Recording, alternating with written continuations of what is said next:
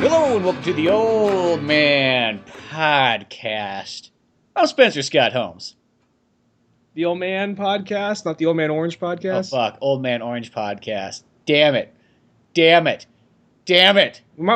That's it for the show today. We already fucked it up. Why go any further? Why go any further? It's now it's just a couple of old men talking about shit that happened in the past and about the things that they liked it from the past that came to the future. And fuck, they even forgot their own goddamn title. Where it's gonna might as well just be kind of like old timers listening to fucking "Glory Days" by Bruce Springsteen. Like, remember the time when we were young and playing baseball and everything seemed so happy. Glory days. Now here we are. Glory days. Disappears in the wink of a young girl's eye. Glory days. Now, did it ever bother you that, like, now this is like only a complaint that would have came from like somebody 15 years ago.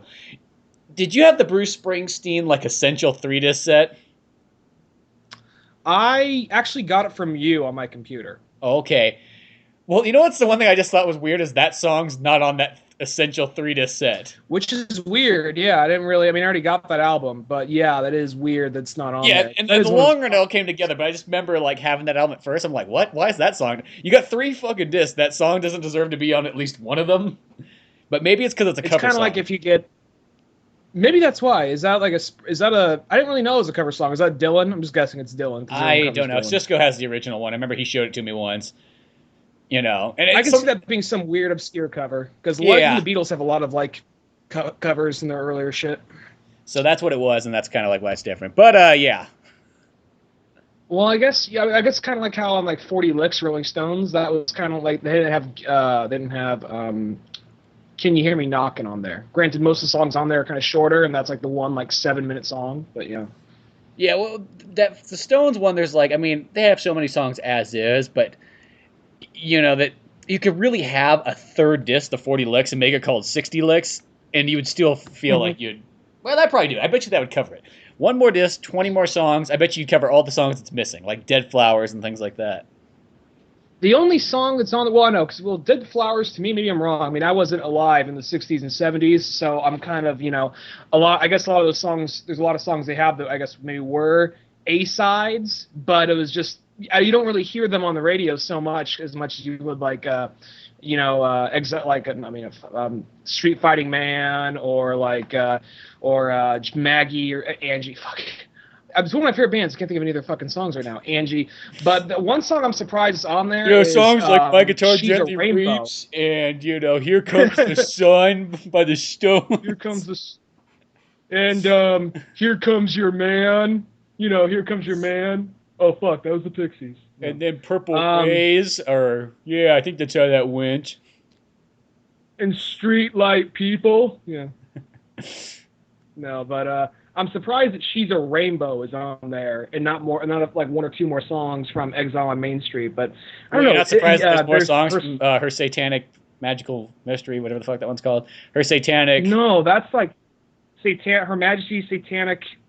I might as well I want to call it Her Majesty's Satanic Magical Mystery Tour or something. Or Her Satanic Magical Lonely Hearts Sgt. Pepper's Band wannabe. Yeah, that's what I want to call it, but I mean, really, it came out before that though. So I'm not sure if it came out before that album. Yeah, I don't know if like Mick went over to like Lennon's house one day. I want to say it came out before then. I'm not sure if Mick went to Lennon's house one day. He says like, oh, guys, I got a good idea. Like, it's going to take them, like, a few years, but fuck it, we're going to get it out, like, in 2 months. Yeah. Well, that's how the album feels. It literally feels like, let's get an album out in 2 months. There's some good songs on there, but there's a lot of nonsense songs where you have no idea what's going on.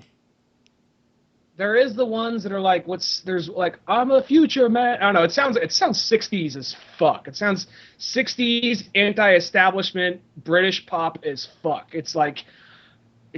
I don't remember the words. It's really one of those albums. I have it, but I've only listened to it like 3 times because, I mean, it's Stones, one of my favorite bands, but I got Exile on Main Street, I got Goat Head Soup, I got, Sticky Fingers, so yeah. When you got those, you got, this is good to have in the collection. It's kind of there. It's kind of a completionist thing, but there were those like, I'm a 2000 man, I can't get happy no matter how hard I try. I don't fucking know. It sounds like they're trying to be very Beatles-ish.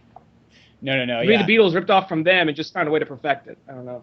Yeah, that's one of those interesting ones. I mean, yeah, it's like I think in my entire collection of Stones that we have between the two of us, I think there's about at least 40 albums I got. So, a couple of them being live and so on like that, but it's still a lot of fucking CDs to go through. Yeah, for me, it's probably like late '60s, early '70s. I think that's their like best era, primarily early '70s, because that's where you had Goathead Soup. I think you had Exile on Main Street. You had like really, I'll say this: just about any album in the '70s is pretty darn good. Because even the later day ones, and all the way up to even though it's like Some Girls. Yeah, well, that's '76. That's like early '80s. That's like early '80s. I want to say. Oh, okay, maybe that's what I'm thinking of. Some Girls is either early either late '70s or early '80s. But well, yeah, enough about trying to figure out when something came out. Yeah, we got Wikipedia, but we just sit here and just like ponder. Try to guess. I'm like, I think this is all when it came out. This is the old man show. Hey, what about that music that came out back in 1961? You know, that was some good jams, I tell you what. On the old record player. Well, I got a little something that happened yesterday. I went over to the Giants game, and they went against the New York Mets. And you know how usually every game they'll have if you're probably watching at home, they probably don't make a big deal about it. But if you're there, they do. They usually have a special guest or it's a special night going on of some sort. Yeah, mostly I notice on those things they cut them out for commercial time. Oh, yeah, Huey Lewis is going to play? Well, guess what? Here's a commercial. And you're like, well, yeah, you cheap fuck. Instead of sitting at home watching it on Fox, why don't you show your fucking ass down here, spend $20 on a parking ticket, and come see Huey Lewis play 2 songs? It's like, oh, you don't need to insult me, Mr. Man on the other side of the TV. Well, I'm all the way over here. What the fuck are you going to do about it? Yeah, look at my job. I got my hand on the switch, bitch. I'm the commercial man. Do what I can when I'm playing commercials. It makes people say, fuck you. But that's okay, because that's my life.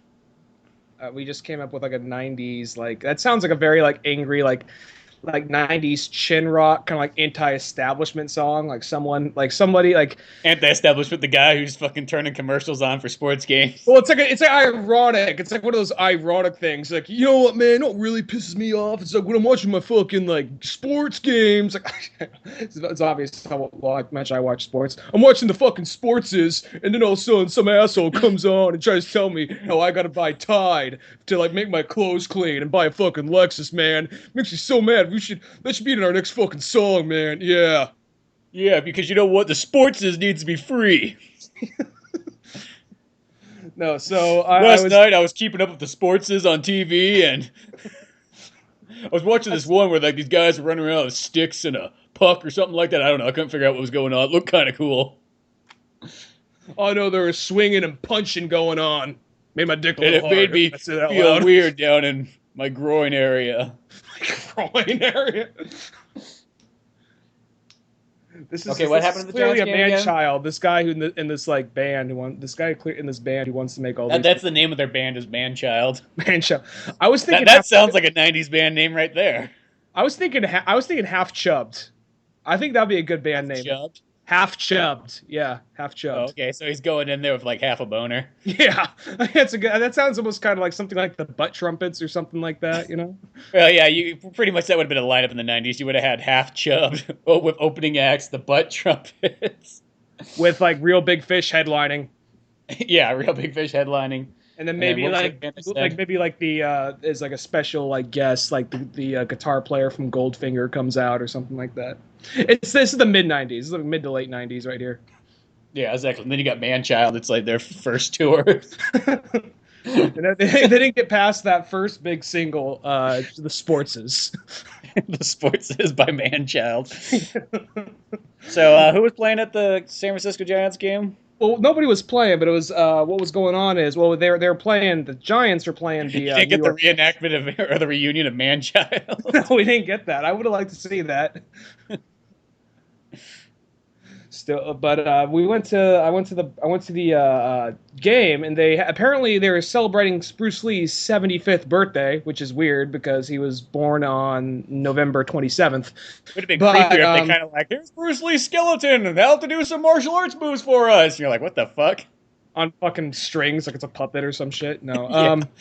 Well, they had like it just on the screen they had like on the scoreboard they just had like little they'll usually do little funny skits between games or during the commercial break, and they did stuff like they took an interview with Bruce Lee, black and white interview, and they intercut it with one of the Giants players if he was interviewing him, made it kind of like those Weird Al interviews, and kind of like Bruce Lee just made this guy look dumb basically. So it's kind of funny like that.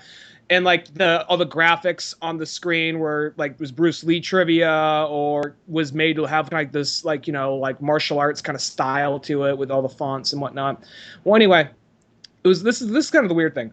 People there, all the proceeds were going to the Bruce Lee Foundation, which is ran by his daughter Sharon Lee, and the people there accepting it. And I was pretty close. I was pretty close. It was Wenda Lee, his widow, and his granddaughter, which I don't remember his granddaughter's name, and then Sharon Lee sang the national anthem. And it was one of those things that it was just kind of weird because I've met celebrities before, but Bruce Lee is kind of like that hierarchy celebrity. I'm never going to meet him, but it was just I kind of got like that weird moment of like kind of being starstruck, even though they were like ways away. Because I've been to concerts with like really famous musicians. We're there. There's Eric Clapton over there. Yeah, but still, it was one of those. But you do get this moment like, I got a T-shirt and that guy's on it. That's so fucking weird, Now this isn't that case with that. It is kind of because he wasn't there, but it was like, oh my god, that is the living embodiment. These are like the closest living people to Bruce Lee right here. This closest thing. So it just kind of blew my mind for a minute. Like that's his wife. I saw her in a movie by I'm forgetting his name, but the guy who did Fast and the Furious. Yeah, forgetting his name. He did Triple X, and he also did Stealth. Well, as long as we can remember his movies, he did Mummy 3, which is unfortunate. But anyway, he big action director. He did The Dragon, the Bruce Lee story, which isn't that accurate, but it's still an enjoyable movie. It's still a really good movie. Yeah, it's still a good movie, and it was just one of those trippy moments right there, and I was just like, oh wow, this is I don't know why. I mean, this interesting is like uneventful as that may sound. It was just sitting there, just kind of like, oh wow, that's like the close. It's almost kind of like that weird like fanboyish kind of thing. Even though I'm not a fan of them, I'm sure they're probably cool people, but it's more like, oh my god, Bruce Lee's blood up there. Yeah, that's what's left of Bruce Lee. There, But then the thing that really kind of hit me though, kind of let me go into this is she had a guy standing next to her. For all I know, that could have been her friend or her brother or something. More likely, probably her husband, Wenda Lee. Maybe I'm wrong here, but there's just he didn't talk or nothing. He was just there, just a guy standing next to Wenda Lee. Now I'm going to assume at some point in time she probably remarried. She's human. But I was thinking, how hard does that gotta be to be like married to somebody who's basically living off the whole like my dead husband, baddest motherfucker alive. Looks over at her current husband. I mean, you're cool, but I mean. Come on, you're not, just gestures to a picture of Bruce Lee, There's just like a statue in the house that she always points to, doesn't have to say anything, him. Yeah, exactly. Because it's one of those things, I mean, I don't know. I mean, I feel like a dick just bringing this up right now. I doubt they're going to hear this, but I feel like a dick bringing it up. But that's got to be something right there. I mean, I don't even know. The guy standing there could have just been some fucking guy. You got to pretty much marry Clint Eastwood to match, like, Bruce Lee. And even Clint Eastwood's awesomeness, but, like, Bruce, but he doesn't. Well, Clint Eastwood has a lot of skill. He's got the great acting thing, but he just doesn't have that physical skill that Bruce Lee possessed. I think that's like the double whammy.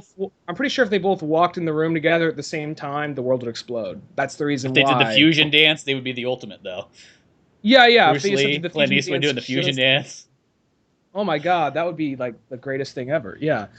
No, but like. If they lived long enough, chances are we probably would have got some early version of Rush Hour. Not the same Rush Hour. I mean, more likely, the closest thing we probably have to like a 70s Rush Hour would be like Richard Pryor and Bruce Lee. But I'm saying we'd probably get some weird like, 48 Hours or some kind of like buddy cop movie of some kind with Bruce Lee and Clint Eastwood if Bruce lived long enough. But I'm just guessing.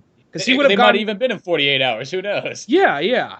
Who knows? I mean, who knows what Bruce Lee would have been in by this point, But... yeah, so I just got me thinking, like, that's got to be so fucking trippy just to, like, I don't know, just to, like, be married to somebody who's just kind of living off of the whole, like, yeah, you know, I was married to the baddest motherfucker alive, and, you know, just every day to be reminded by that, you know? Yeah, just to kind of be like, oh, yeah. I'm living off of, see. I'm living off of the money that used to fuck my current wife. About some guy who used to fuck my current wife. The money. The money. You know what I meant. I'm just, yeah. Well, that's pretty sweet, though. You don't get to see that all the time, so that's kind of cool. It makes sense. I guess I never put two and two together. I saw a handful of couple neat Bruce Lee videos that were on like YouTube, but now that you say it's his 75th, it's like, oh, okay. Well, I see why these are all coming together now. Well, I don't know why, because he was born November 27th, so I don't know why they're doing it yesterday. Maybe it's just weird. National Bruce Lee Day. I don't know. I didn't know about Maybe it. It's like, no. November 26th or whatever, that's his Chinese birthday. In America, it's July 7th, because that's when he came here and became an American. And I know we used to pick on him and do all sorts of evil things to him back in the day. But God damn it, he's an American citizen. And he punched us in the face for it. We respect him, and we were grateful for that. Some of his awesomeness we were ashamed of our ways. Some of his awesomeness came on to us after he punched us. You know, it's kind of like, you know, it's kind of like a Jesus thing. Well, speaking of another kind of like anniversary thing, I was going to say real quick though, he was born in the United States. He was born. That's right, because he was born in the United States, then he goes back to China, does his like child acting thing, and then he finally comes back to the U.S. Yeah, I always forget about that part. Well, never mind then. His father was a Chinese opera and Chinese opera star, and they were on the American tour, and they happened to be in San Francisco. So it seems like the three places that are kind of always like struggling to kind of like, no, Bruce Lee is ours. No, fuck you, Bruce Lee is ours. Is Hong Kong, San Francisco, and Seattle. It isn't Seattle, yes. Because that's where isn't he buried in Seattle? He's buried in Seattle. He moved to Seattle at some point, but he met his when he first came back to America. I mean, he hasn't been there since he was born. When he first came back to America to escape the demon, is if you believe in the whole mythology of all that stuff, he came to San Francisco and he went to, I think he went to Berkeley though for college. You know, he was living in San Francisco, but I think he went to Berkeley. That's where he met his wife. Then back and forth from Seattle to Hong Kong. Yeah.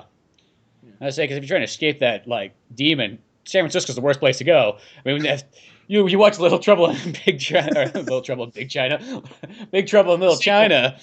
Yeah, Big Trouble in Little, or Little Trouble in Big China.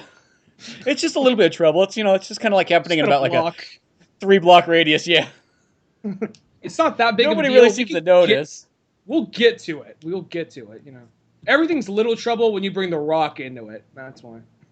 Yeah, exactly. He's in the sequel, or he's in the remake or whatever. The new one. Yeah. I know. Last night I was just watching Kurt Russell one, which is just a fantastic movie. I gotta watch it again. It's been some time. I saw it a little later than I should have, but I mean I think I have more appreciation for it now. Yeah, it gets better every time you watch it too. It's one of those kind of flicks. Mm-hmm. But I want to say really quickly on the anniversary thing. There's the Mario 30th anniversary thing going around, which technically isn't true. That's like it's 30th anniversary for Super Mario Brothers. It's not for like since Mario and Donkey Kong. Mm-hmm. But when I see it says 30th anniversary, my life instantly flashes before me, like from childhood, almost like when Beavis and Butthead do America. where Beavis' life, or I guess Butthead, his life flashes before him, and it's just them sitting on a couch watching TV, getting older. Yeah, that's when I saw that I was like, holy crap! It was just like it showed me like playing Mario Brothers, Super Mario Brothers, Mario 3, Mario 2, World, Mario World 2, 64, Sunshine, and so on. Just throughout my entire life, it's like, whoa, our life was cool. Except for Myra, it's like, holy crap, has that already been that long? I guess it is kind of trippy. I know it's trippy knowing Mario is actually older than me when I think about it. Just the character itself. Because Mario, the character, like Donkey Kong, came out in 81 or 82, right? Yeah, 81's for Donkey Kong. 81 is Donkey Kong. Then Super Mario Brothers is 85, correct? Yeah, I want to say in Japan though it's earlier because all those games came out like the Nintendo or the Famicom over there in Japan. I want to say came out in like 82 or 83.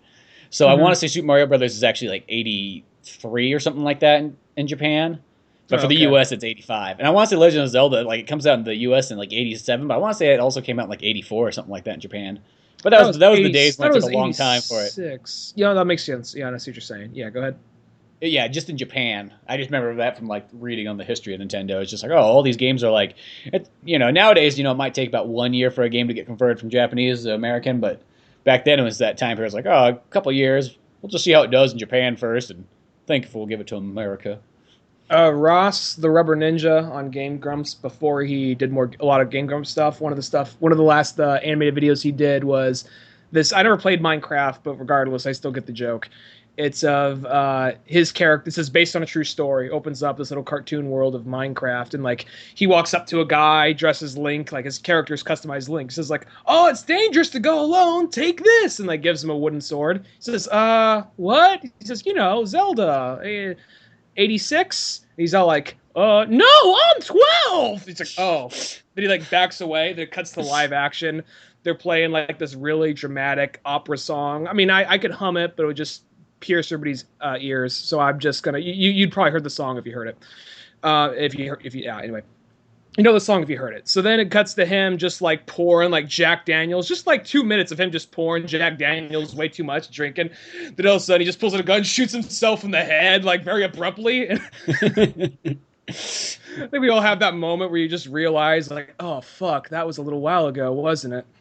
Well, nowadays I just got to the conclusion. I just feel like, as far as like technology and video games go, it's like we're like the grandparents now of like video games. Because in this world, it's like once you're 20 years past in video games, it's like you're pretty much in the grandparent zone of playing games, where little kids look up to you like, "Oh, you pretty much fought in the war." Well, yeah, the Sega, and Nintendo war, if there was, and then it became the Big Bang in 1995 when you also had Atari and PlayStation and everybody else known to mankind throwing their systems out. And they're like, how was it back then, when with PlayStation? What was that like? And you're just maybe lost many good men. Yeah, we did. And we lost, many people betrayed their own roots. You cut to Rare, screwing over Nintendo, shaking hands with Bill Gates. Now, speaking of Rare, did you see that Rare Replay game that's coming out? No, what's that? I kid you not, this game itself would probably sell me an Xbox One faster than almost anything else, at least this year, other than when Gears of War 4 comes out. It's okay. It's a Rare collection on Xbox One. It's like $30, and it's got 30 titles on it, including, you obviously get Banjo-Kazooie. You get all 3 of those. But here's the really cool ones. You get Jet Force Gemini on it, which answers the question of who owns Jet Force Gemini then. Oh. You also get other 64 ones like Blast Corps. Then they have Conker's Bad Fur Day on there. They got the Battletoads games on there. They got Perfect Dark. They have half the games. I don't know what the fuck they are, but there's at least about 10 of them that would sell it for me more than anything else. And then the other ones would be like, okay, let's check these bad boys out. Jet Force Gemini was a really underrated game. I mean, the last part of it, where it's just like, now go to every single planet, collect these random parts of the spaceship, let's go battle to the final level. All right, go fuck yourself. I got shit to do. But everything else in that game was too damn awesome. Well, plus, because I was wondering, how they made that Perfect Dark HD one? Mm-hmm. And it's like on 360, and it was the coolest thing ever. It made the game so crystal clear. I mean, you could see it got rid of the fog, made everything look fantastic. If they could only do that with GoldenEye 64, that'd be amazing. But I was wondering, are they going to do that with the other games on there? Probably.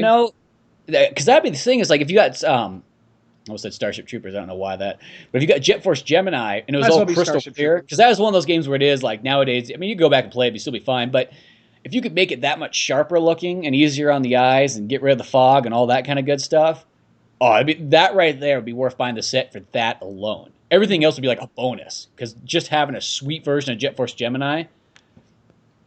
I can see, plus, you and me, Battletoads and stuff too. You and me would probably enjoy it, but I could see other people going and playing Jet Force Gemini now. I mean, granted, it's probably just for retro gamers, but I could see people like having trouble playing it now, not being an over-the-shoulder kind of gameplay style, and not having the turn mechanic that we have. Because I remember that game, I want to say, turning was all on one joystick, not like left and right or nothing like that. Well, I think you use the C stick though to strafe and do all that stuff, because it was still like GoldenEye controls. You could do that. I remember the GoldenEye controls, the way I had it. I mean, I want to say it was still like Yeah, because you could like go left and right, fire, like be still facing forward, but running left to right, shooting that way. I remember that. But I mean, as far as now, it's kind of a norm for like any like third or first person shooter to kind of like move forward or backward, and then have like the right stick kind of like turn you and all that kind of stuff. And I think now whenever I play a video game, that kind of throws me off. But for something like Jet Force Gemini, I think I'll be like, oh yeah, I remember this. Take you back. It's weird because I can go back and play GoldenEye, and I don't have because I've gotten kind of used to having the Halo controls, which is pretty much what I always refer to them as. That probably isn't the original game to start doing it, but it was the first one I ever noticed where like the controls were where the right joystick was the look and then the left one was strafe and move forward. That's the norm after Halo did. After Halo did, it seemed like to be the norm for it. Yeah, I didn't start using those controls till maybe 2007 or 8, probably not until I got a 360. So all the first-person shooters I played through GameCube and PS2 and Xbox, I never used those controls. Mm-hmm. I used the regular GoldenEye style. But I can, like, I gotten used to those newer controls now, but I can still always jump back into GoldenEye, and nothing's changed. It's like I jump back to 1998 once again. It's just instantly there. But what they'll do is, because they did this on Perfect Dark, on the HD version of Perfect Dark, you could have the controls either if you want GoldenEye style or Halo style. I think they even had it too. They kind of set up like, they're like, do you want the duty style or do you want the, master? Like they had a way to like name it so you like knew what kind of game it was supposed to be based around. Yeah. Mm-hmm. So they probably will do something like that with Jet Force Gemini. Will they put some more control schemes and stuff into them?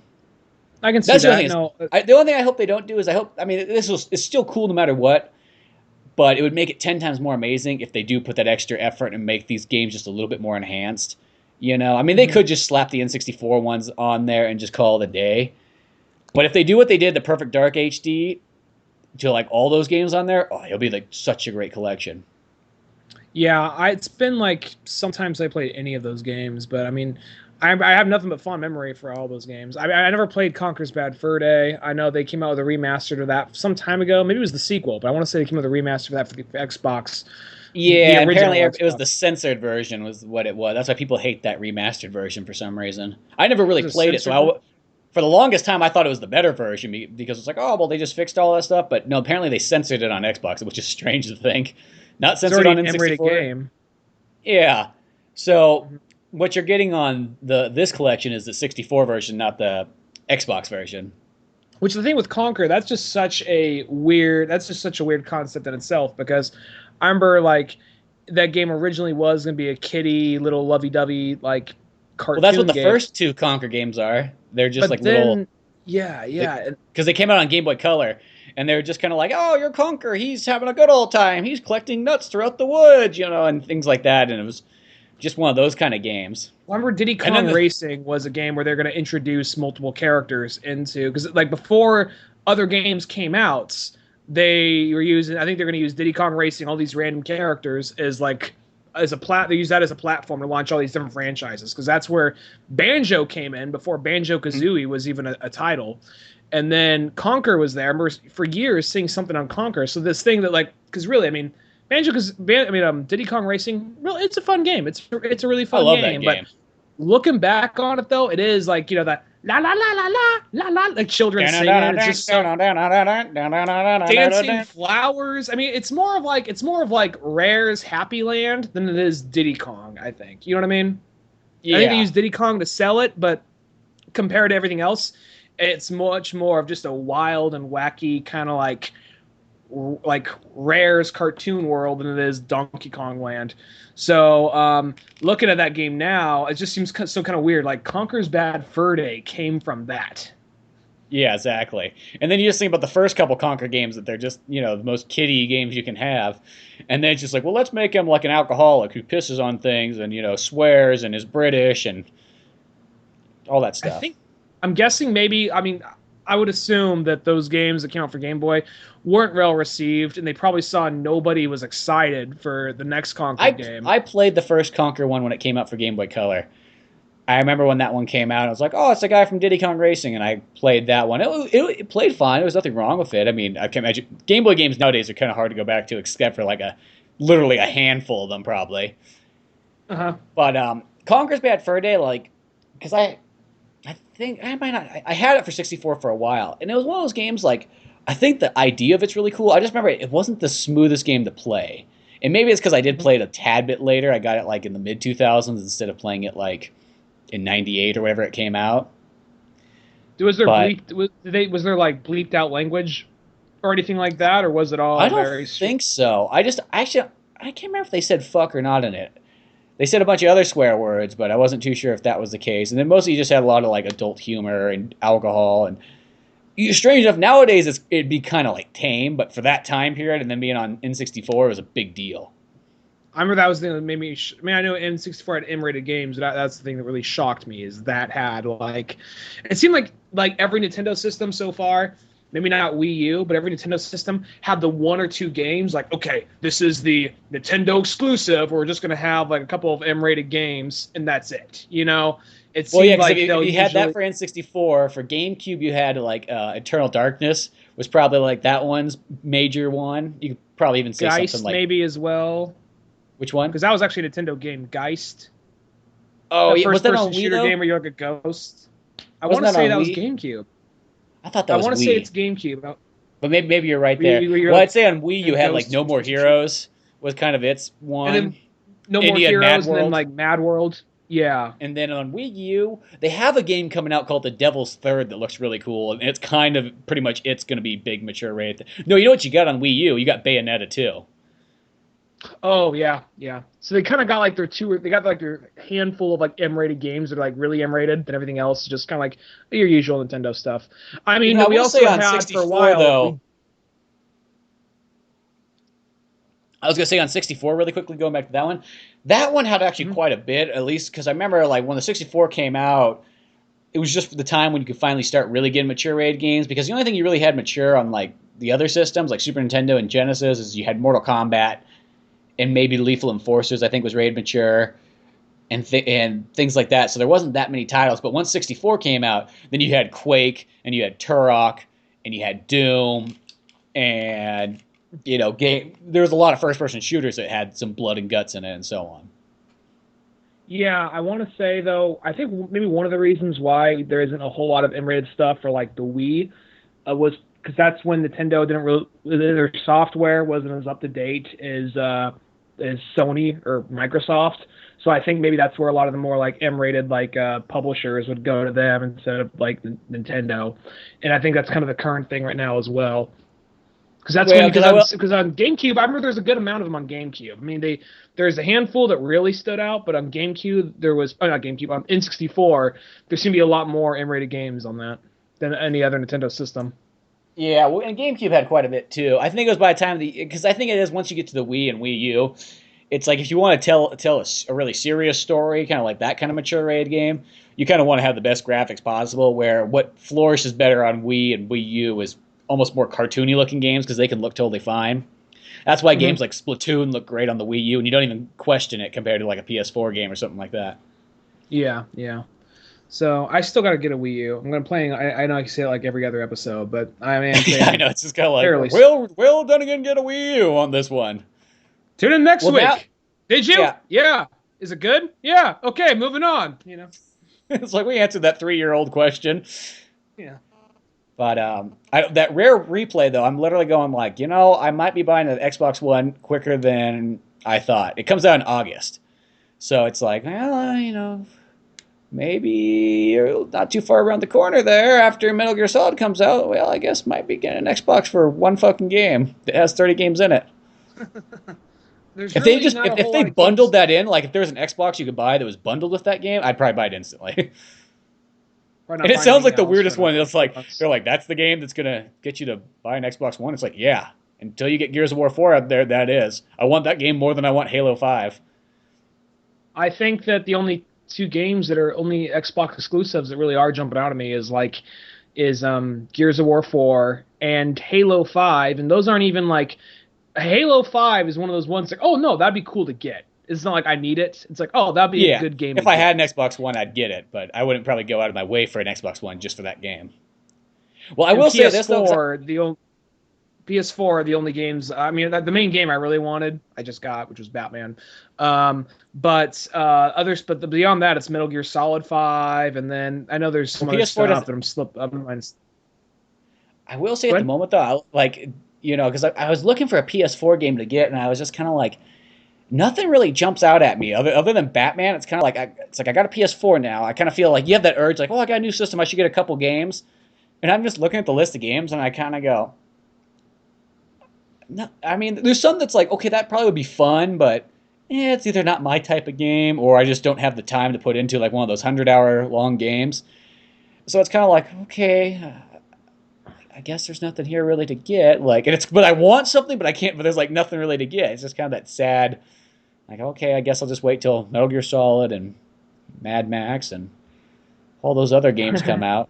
It's like, till then. I made the mistake of buying. I made the mistake of buying Far Cry 4 a week and a half, but before like Batman. Now I'm pretty sure Far Cry 4 is never going to get finished now because I was playing the game. What you were doing last.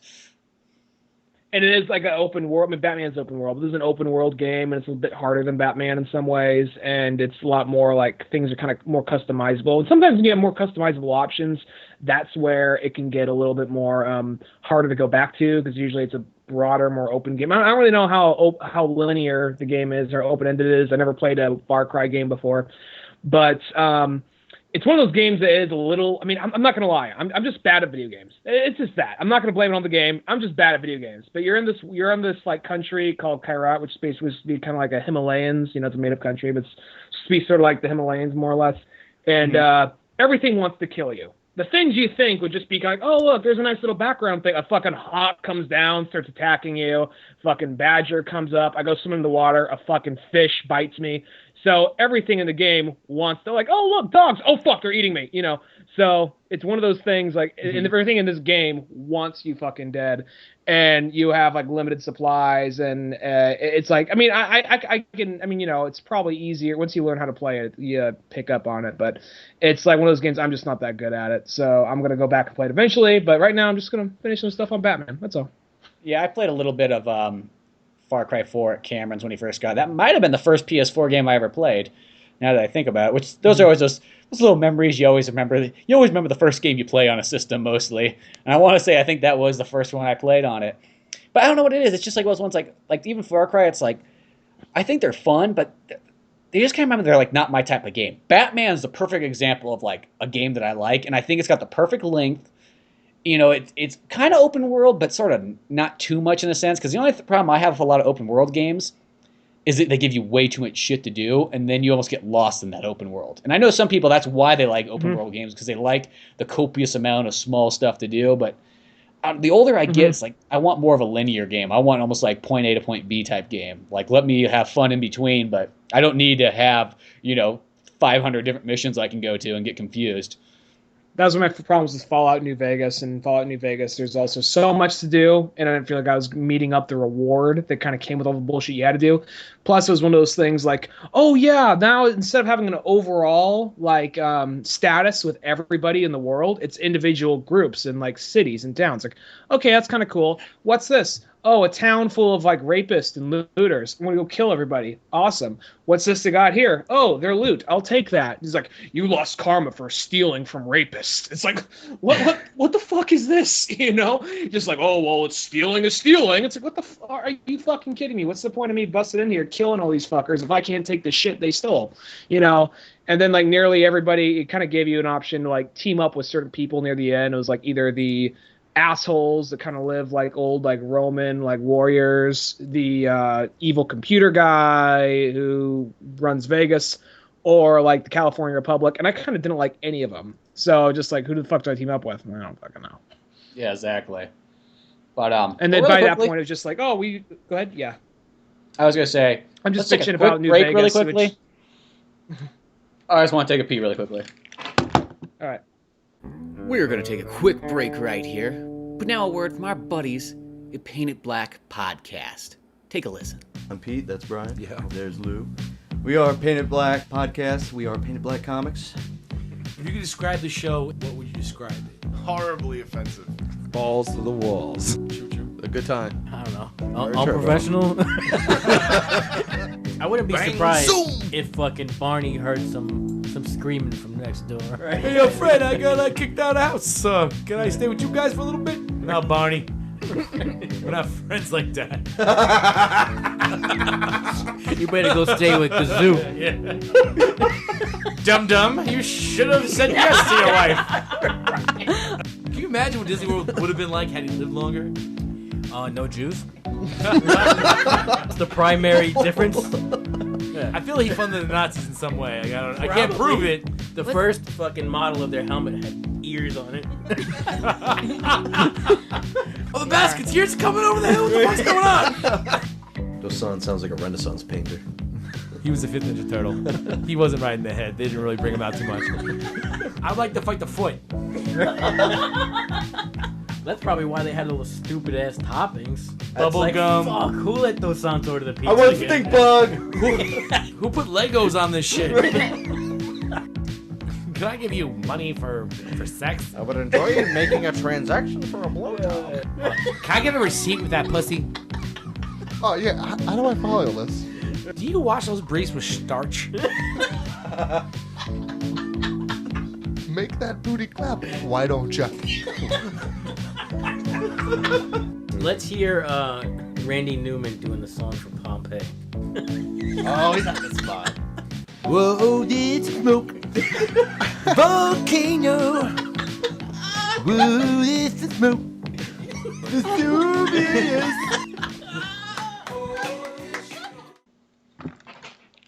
And I'm back. Well, just to conclude probably to our last episode, did you activate the Nightfall on Batman? Yeah, I activated Nightfall, and it's basically the shortened version of what I saw online. Yeah, it's just that thing of like, oh, Batman goes home, blows up his house, and then we all know he gets away with it. Yeah, and do you know the full version? Because I'm not going to collect all that Riddler shit. No, I don't know the full version. I was like, yeah, I'm not going to collect that Riddler stuff. Which that's the only bummer. It kind of makes you go, well, why do I need to finish some of these other missions then? Because you're kind of like, if I have to collect all that Riddler stuff just to see it just seems like might as well not do any of these other ones. Some of the other stuff can be fun to do. Like I'm going to finish up some of the Azrael stuff. I might finish. I mean, I might browse around. You had to finish, I'll finish the Azrael stuff to see the Nightfall video. No, you just have to collect. You just have to get like X amount of the side missions done before you go. Really? Because I had to finish the Azrael one to do the Nightfall one. It wouldn't let me proceed without finishing Azrael. Didn't give me that option. I didn't even have to do that. I had other ones finished and ready to go. Huh, that's weird. Yeah, because it gave me the option to do the Nightfall thing, but whenever I clicked it, nothing would happen. So then I went and finished that Azrael mission, and then it finally worked. Maybe it was a weird glitch. Yeah, I didn't even have to finish the Azrael mission. I went to, or maybe I did. Maybe it was just the shortest mission ever. I think I had a few more where I'd meet up with them. But anyway, yeah, so what ends up happening, I mean, if you listen to this, you've probably already seen it already.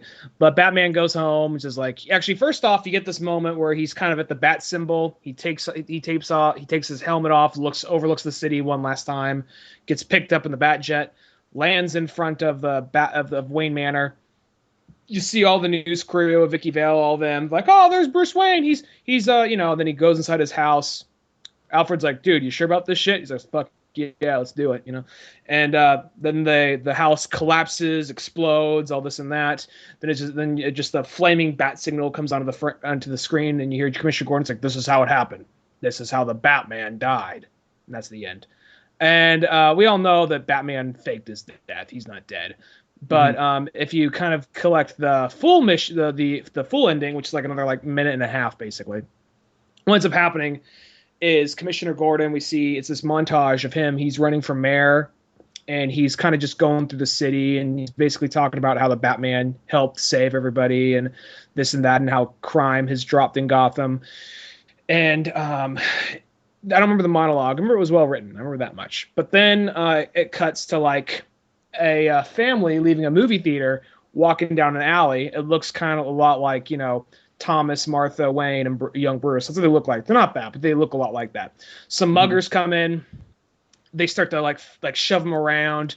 And then all of a sudden, like up, like on top of the roof, we see what looks like Batman from a distance.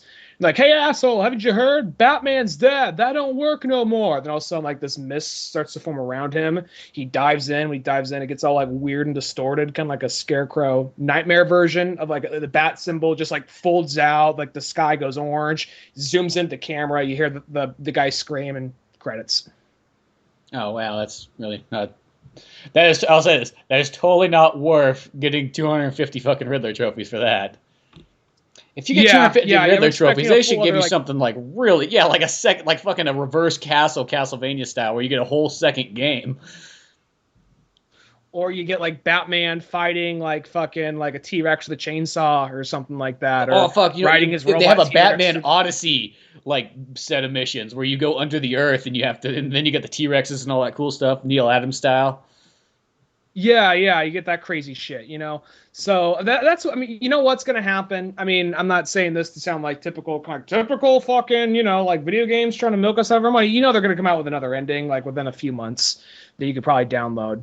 Yeah, because they're promising like $40 for 6 months worth of DLC, and I'm like, well, if you got something cool, yeah. Because did you play the Harley Quinn little story that came with the game? That was so fucking short, dude. Oh my god, I cannot. Well, yeah, okay. I'll say this. It was like, oh, this is pretty fun. I can see where this is pretty cool.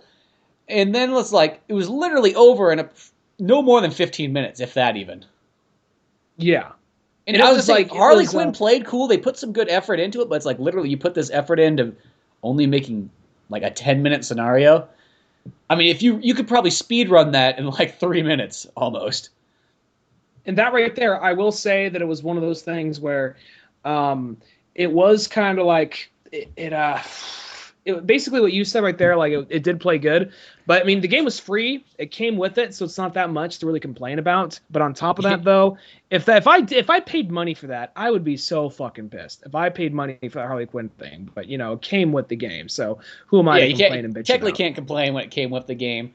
But I literally thought that was going to be about maybe an hour's worth of content. I thought it was going to be, okay, you're going to free Poison Ivy first, and then you're going to do, like, maybe, I was expecting about 4 missions about that length that it was. So, you know, roughly at 15 minutes or so, give or take a mission, an hour's worth of gameplay.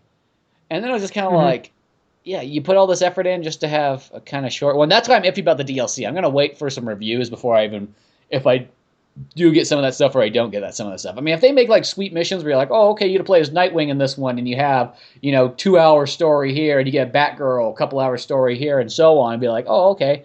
In a wheelchair, just going like, just Batgirl in a wheelchair. Well, I think it's supposed to be a origin story because they show, like, they say it on the advertisement for the DLC. They say, oh, I got the Batgirl like story pack. There is I didn't even see that. You saw something for a Batgirl story pack? I got an email like a couple days after Batman came out. Okay, well, that could be cool right there. So we'll see how that goes. I do prefer Barbara Gordon out of the wheelchair. I like her more when she's Batgirl rather than Oracle. I think we all do, though. Yeah, even though Oracle's still a cool character. I mean, I like as well, but... Well, maybe we should get to like our main topic of the night, the really big one, that really big thing that came out this year. So big that it had to compete with a bunch of other really big movies. But good old Terminator 5 finally came out, Terminator Genisys. And I thought it was a pretty darn good movie. I liked it quite a bit. I mean, it's kind of hard. I wouldn't say it's nearly as good as the first two, but I wouldn't say it's that far away either.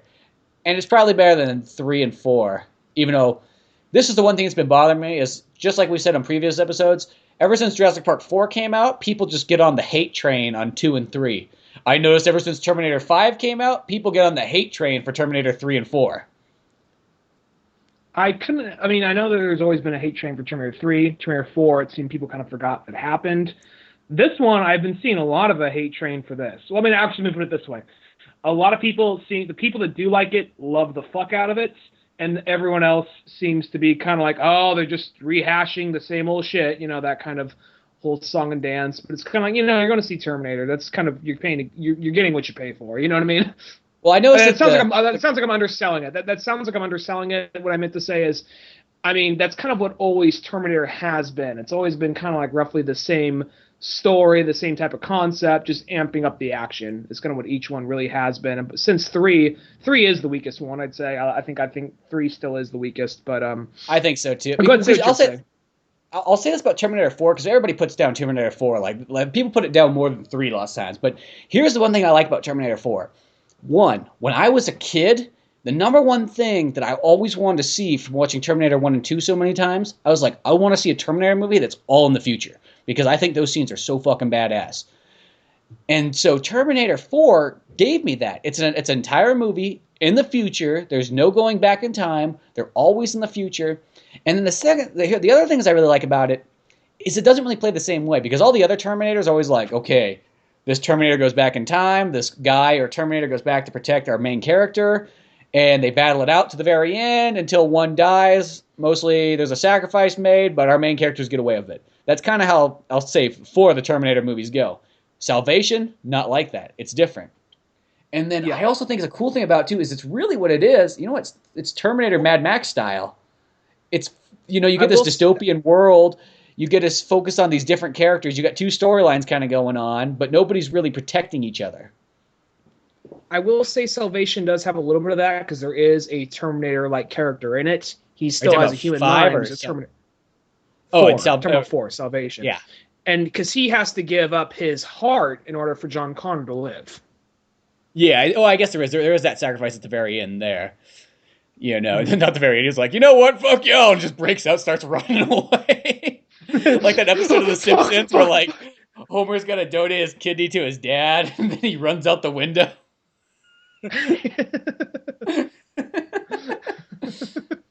But now it's like one of those ones, like, just like Jurassic Park 2 and 3, I've become this even bigger defender of them. I feel like I've become this even bigger defender of 3 and 4 Terminator. And I will say Terminator 3, because I just watched Terminator 3 and 4 recently. I watched 1 and 2 about 2 or 3 months ago to kind of, like, catch up. But, you know, I will say I still think 3 is the weakest one. I still like it a lot. I still think it's really good. I mean, you can say it's sort of the same thing, going back in time. You got the Terminator protecting John Connor. They got a brand new Terminator that's got even more power to fight against and so on. But there's a lot of really cool scenes along the way. But I still think that Terminator 4, I just like how it's a completely different movie to the other ones. You know, you get your Terminators, but you get to see all these other things you don't normally see in a Terminator movie. And it focuses on the future the whole time. And at that moment, I accepted that Arnold Schwarzenegger wasn't going to be in it because he was governor at the time, so I knew it's like, he's not going to be in it. So I'll accept I like the Terminator universe enough that I'll watch a Terminator movie without Arnold. And I'm a huge Arnold fan. He'll be my favorite actor of all time if I can accept that. You know what I mean? And then here's the thing. Like, I remember when I first saw that movie, I didn't expect to see the CG Arnold Schwarzenegger come out, so that made my day right there. I think that's one of the coolest things. So I guess progressing in the... All right. Go ahead. Yeah, you go finish. No, you go with whatever you're going to say. I guess it's one of those things with me, like Terminator 1 is my favorite. Terminator 2, I mean, it almost... No, not exactly. Terminator 1, my favorite. Terminator 2 is my second favorite. And then from there, I guess it'd probably be... I don't know what ranks next. 4 or 5. Maybe 4. I might need to see 5 again. But I will say that 4 and 5 almost seem like, I'm not saying this to be a dick, because I think they're both stronger than 3, but 4 and 5 almost seem like they're almost fan movies, because 3 very much fits into like the style, and it feels like a Terminator movie, has the same kind of style as a Terminator movie, where, like you said, 4 is almost its own thing. And 5, even though I think 5 was good, entertaining, it almost seems more like kind of like a fan movie. Like, it really seemed like it was trying to very much be a fan movie, and I think that's what kind of pisses a lot of people off. Because when you're the movie and you're making a bunch of nods to movies that already happened, down to like the shots and the frames, like kind of reenacting scenes basically from the first two. Some of those scenes, they just cut in the old footage into it. Like, that old black guy at the very beginning of Terminator 1, where he's like, oh, what the hell is this? And he's smoking the cigarette there. Like, I'm like, at first I was looking at them like, if that guy's playing the old black guy from Terminator 1, he is doing a fantastic job. And then I kind of, when I got closer, I'm like, no, that's too close. It's like spot on. I'm like, that must be the scene from Terminator 1 plugged in there. Just high-resed up and whatnot. And then there's also the part where after, like, when Kyle Reese breaks into the sportswear store to, like, get some clothes and all that, you get the shot, you see him strapping the Nike shoe for a second, you know, little things like that. So I want to say that's in the first. That shot where you see the literally shoe. All those shots right there are pretty darn, like, shot for shot. So I see what you mean by the fan thing. And then even the part of, like... Because it is one of those movies where, like, they are kind of going back and changing the entire Terminator. And since it's time travel, you can kind of accept that. But they are changing, like, pretty much the entire Terminator timeline from 1 on. I guess that's one thing that kind of threw me off is, I mean... because something a lot of people are complaining about is this movie is a partial reboot, not just because they're going back in time, Star Trek style. It almost is like the new, I think this is what pisses a lot of people off. It's essentially the new Terminator 2.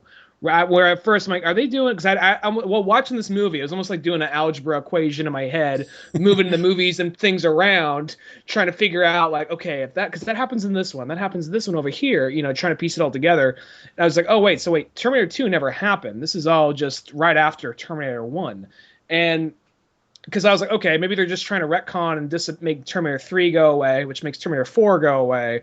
And then I was like, wait a minute, they're not even acknowledging shit from 2. And they did not know to, oh, wait, that means this can't, so I was just all together just trying to figure it out. And I think that's what pisses some people off. The fact that this movie doesn't acknowledge 2, but they bring hints from 1 and 2 in there.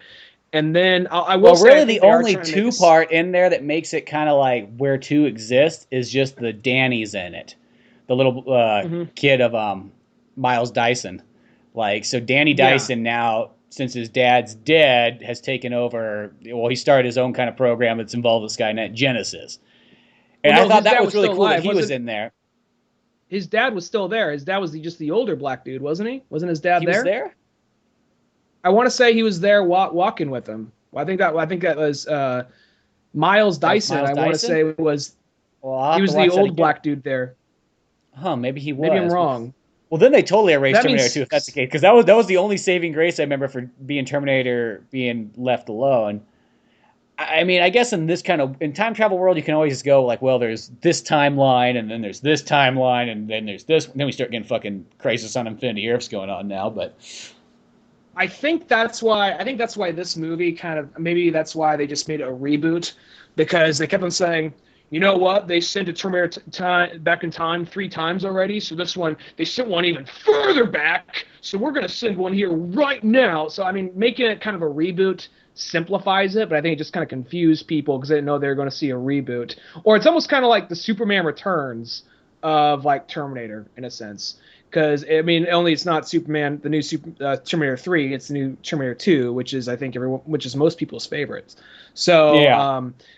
I mean, don't get me wrong, I still enjoyed the movie. I still liked it, but I guess, I'll be honest, I thought, like, the first half was better back when they were, like, 84, and once they get to 2017, that's where it started to feel kind of a little bit more like a cover song than an actual Terminator movie. It was still a good movie, and I still found myself enjoying it. But when they're in 84, that's where, because it had a little bit more of the dirt and a little bit more of the grit of a Terminator film, but then once they got over to, like, 2017, that's where it seemed to slow down a little bit, and that's where it got a little wacky with, like, Robo Connor coming in to attack him.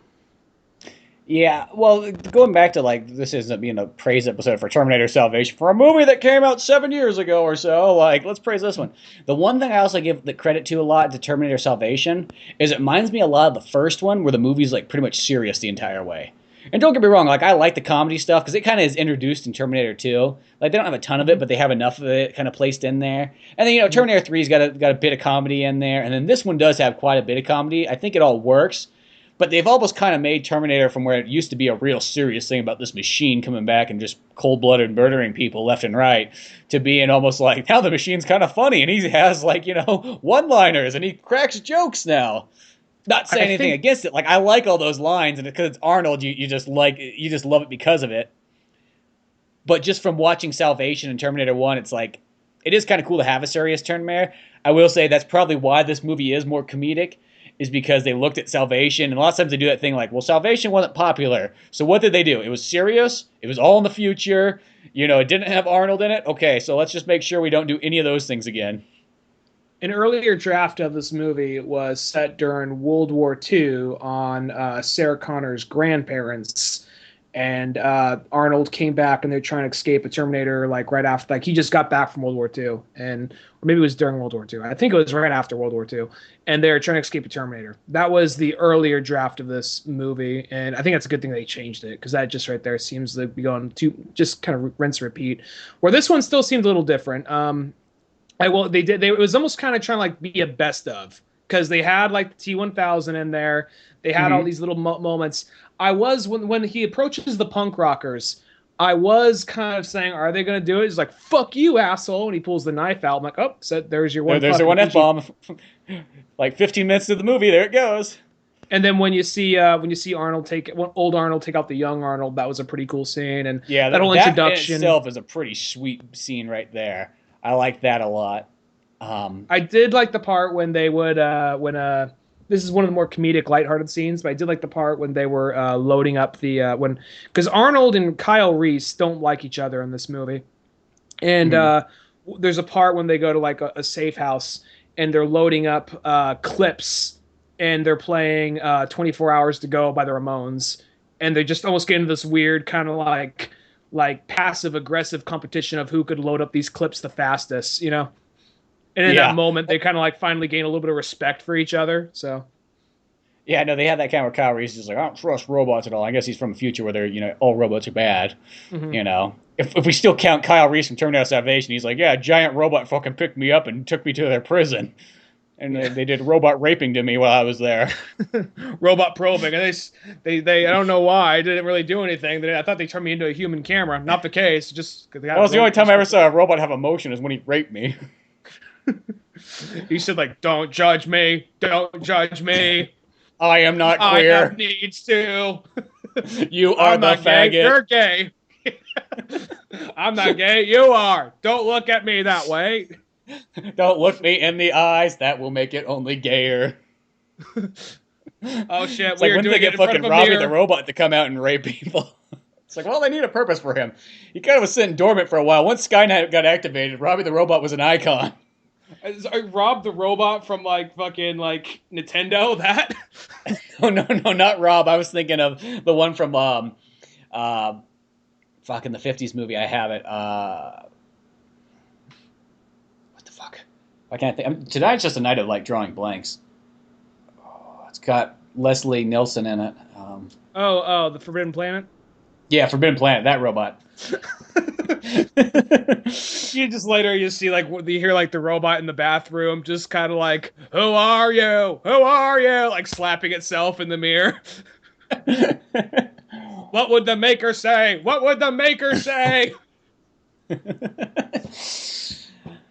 But well, it's I will say that the lady that plays Sarah Connor, when I remember looking at the trailers, I'm like, I don't know, she just doesn't look like it. But once I finally saw her on the big screen, I see why they picked her, though. Her face looks a lot like Linda Hamilton's. I think it's because her hair sort of threw me off, because I'm like, if this is supposed to be in the 80s, she doesn't really have 80s hair. But I guess if she's been living for the last 10 years as just like a warrior, she wouldn't care about having that 80s hair at that point, She would just keep 70s straight hair and keep it in a ponytail and make it simple. The only thing that's kind of weird about her is it's just weird because she's so fucking short. It just, because isn't Linda Hamilton pretty tall? I mean, I almost want to say she's almost as tall as Arnold. I don't know if she was really tall. Maybe a couple inches shorter, but not by much. Effect of the time travel shit. We'll just go with that, Yeah, it's about but I do, you look at her face and it does look like Linda Hamilton's. That was where I was getting at. And even the guy that plays Kyle Reese, his face looks similar too. He does have a bit of difference. Doesn't look totally like Michael Biehn, but close enough. And he does a really good job. Both of them do. So I'm not. Another one of the comedy bits they had in the movies when they actually get captured by the cops. They have kind of they start playing the Bad Boys theme for a second, and they show them doing the mug shots. You see how tall Kyle Reese is. You see how short the girl is. They cut to Arnold, and he's really tall, and he just puts on this smile. The creepy smile, which he's trying to use to blend in. What's another thing I thought was really sweet though towards the end is the way that how Arnold kind of comes, because in all those movies, Arnold always gets kind of destroyed by the other Terminator for a bit, and then somehow, some way, he reprogrammed himself to come back. But I like how he dips down into the T-1000 liquid metal stuff, and then infuses himself with it to become pretty much a T-800/T-1000. I thought that was totally badass. I think this one has the best ending out of any of the Terminators, just for the fact I like how Arnold survives.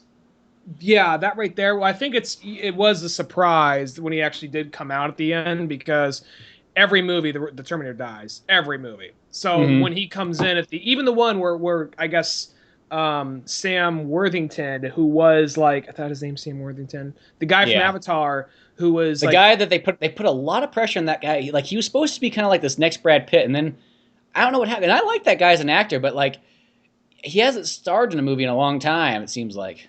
Maybe it was Clash of the Titans. Maybe it was that. I don't know. Oh yeah, that's what he's in. I think people are like, fucking Avatar, and then they're like, Terminator was coming out. Fucking Terminator. Oh, we kind of forgot about it. The fucking Clash. Oh shit. Yeah, Clash of the Titans sucked. Well, I'll say this. About that one. Sure enough, like, we don't like that Clash of Titans. It seems like a lot of people really like that Clash of the Titans and the Wrath of the Titans one. I just can't figure that out. I'm like, really? I mean, I'm not gonna say it's like the worst thing I ever saw, but I just was just not really that impressed. I mean, and that comes from somebody who doesn't really say they hate movies very often. Yeah, I know. I was just kind of very like lukewarm walking out of that movie. Yeah, I was just lukewarm is the best way to describe it. I wasn't like pissed or nothing, but I was just like, whatever, I saw it. I should have liked it because it has a lot of actors in it that I like. But walking out of it, I was just kind of like, okay, that happened.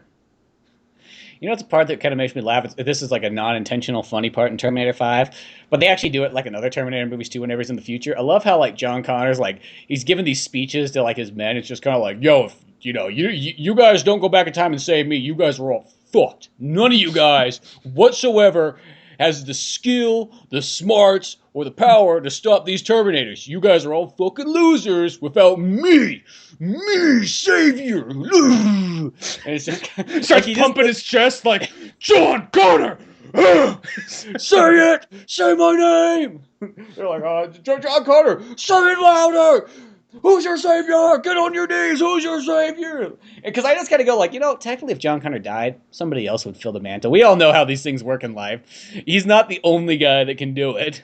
Yeah, then like they all like John Connor. Then you see him kind of like stroking his inner thigh for us. They're like, yeah, that's right. right. He just starts strutting around, puts his jaw out like like fucking Leo in Wolf of Wall Street. He's like, I'm not dying sober. That look. Yeah, exactly. Where he does the bulldog look. Yeah. But that's the thing. Oh, and the other thing I think about, like, the guy that played John Connor was really good. The guy that was in Rise of the Planet of the Apes and the new was it right? No, was it Rise of the Planet of the Apes? Dawn of Planet of the Apes. And then Lawless, that guy in Zero Dark 30, that guy did a really good job, I thought. No, I like that guy. He kind of like, even though it's funny because you look at like, okay, the last John Connor was Christian Bale, who's, a really good looking guy. And this guy's kind of like the Jewishy looking version of John Connor, which once again, I will say this, like I've always said it throughout my entire life.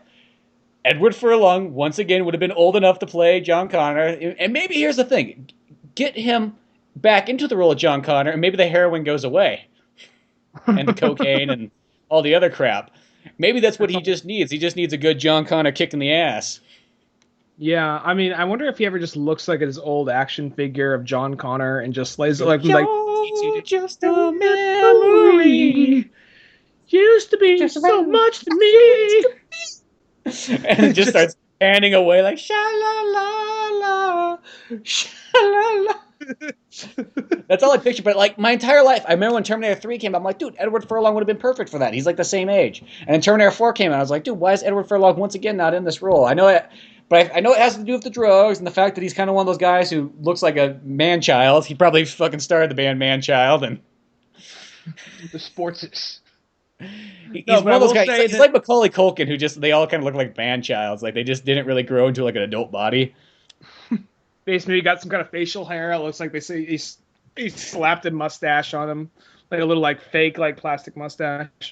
No, well, it's kind of like. But, speaking of kind of man-child, I will say one thing about Sarah Connor too in this one. The actress that did play her, once again being good. Man-child. Speaking of Sarah Connor. Well, the one thing about her though is she just looks like she's about like 16 in that entire movie. Like I have a hard time taking her like she's an adult. It looks like I'm watching a kid. And I think it's due to the fact that she just kind of looks young, and then she's short, and then all these things on top of it. Where you just look at, once again, it's like she's the same age as supposed to be Linda Hamilton in 1984, and Linda Hamilton just makes it look like she's like 10 years older than her. I mean, technically, probably age-wise, they're probably only a couple years off, but it does throw me off a bit. Well, girls in the 80s did look older. I mean, people just look older back then. It's just one of those things. Maybe just like hairstyle and diet, they just looked a little older for whatever reason. But then that was also the time where you could probably get someone like who was like 31 playing a 17-year-old. So, well, I think she's supposed to be like 26 or something like in Terminator. She is supposed to be somewhere in her 20s. I'm saying that is like a time though where you you probably would get someone more like young. You would get someone older playing like a younger character, which we still got that, but there's not as much of a gap as because now it's like I think they actually do spend the money and get people closer to the age they're playing. Where back then you would have someone in their late 20s playing someone in high school. Yeah, I know how that goes, but just with that character itself. Once again, I'm not complaining. I think that girl does a fabulous job. Mm-hmm. But it's just those little things you notice because you are comparing it to Linda Hamilton. You know, there's a big actress to compare it to, but. I will say there was one little thing about I was a little kind of impressed and excited for a second. Then I'm like, oh, okay, they changed. I mean, I was happy to see J.K. Simmons in this. But want to know who I thought J.K. Simmons was for a second? Mm-hmm. For a second, I thought J.K. Simmons because when Kyle Reese is cutting through the sportswear store, there's a cop that this is actually I think a double nod to like. Terminator 2. I think the cop, because there's two cops. One gets killed, one cop survives. The cop that gets killed, I think that's supposed to be the cop that gets the blade through the eye, or the security guard that gets a blade through the eye back in Terminator 2. You mean the vending machine? Yeah. Where he's he looked a lot like him. He dies very similarly. That could be just a simple little job he got once he got off the force, possibly. I don't know. I got to maybe double check that. Or at least maybe a nod. Maybe if it's not supposed to be him, maybe it's supposed to be a nod to that. Huh. Yeah, I can see something like that. It's one of those ones like these early scenes to look for, on a second viewing to look for all these little things. So the second cop that lives, Kyle Reese kind of saves for a minute. Later on, this one investigator, this crazy cop who believes in robots, comes by, and he's played by J.K. Simmons. And for a second, I thought that was actually the There's like the one doctor, the psychiatrist from Who's in 2 and 3. 2 and 3. He's in 1. He comes in 1. He says, he is "Oh my in god, this guy's a goddamn brain case. We're gonna make millions off this guy." And then we've read a book, all this stuff. He just comes in very arrogant. Number 2, he's really fooled himself. Number 3, he's kind of convinced himself it's not real until he sees Arnold walking around with a coffin full of machine guns firing at cops. This is one of those badass scenes ever. This is really stupid right here. I just got to share this. And some people, this might tune people off, this is fucking dumb. But one of the first things I ever did as far as movies went, there's this one friend of mine named Brandon. What we would do is we would try and do almost kind of these silly edits of movies, and we voice over. We just put a movie on pop. We put a movie mute, voice over poorly, and then cut to sometimes cut to other movies. Just kind of almost just editing around it, making our own dumb little movie off it. This is one of the first things we did when learning how to edit. And we did this stupid Star Wars parody where we're just voicing over and making them say stupid shit. And we implied that at one point in time, it's stupid. It makes no real logical sense. But we implied that Uncle Owen at one point in time was a Terminator and he was retired.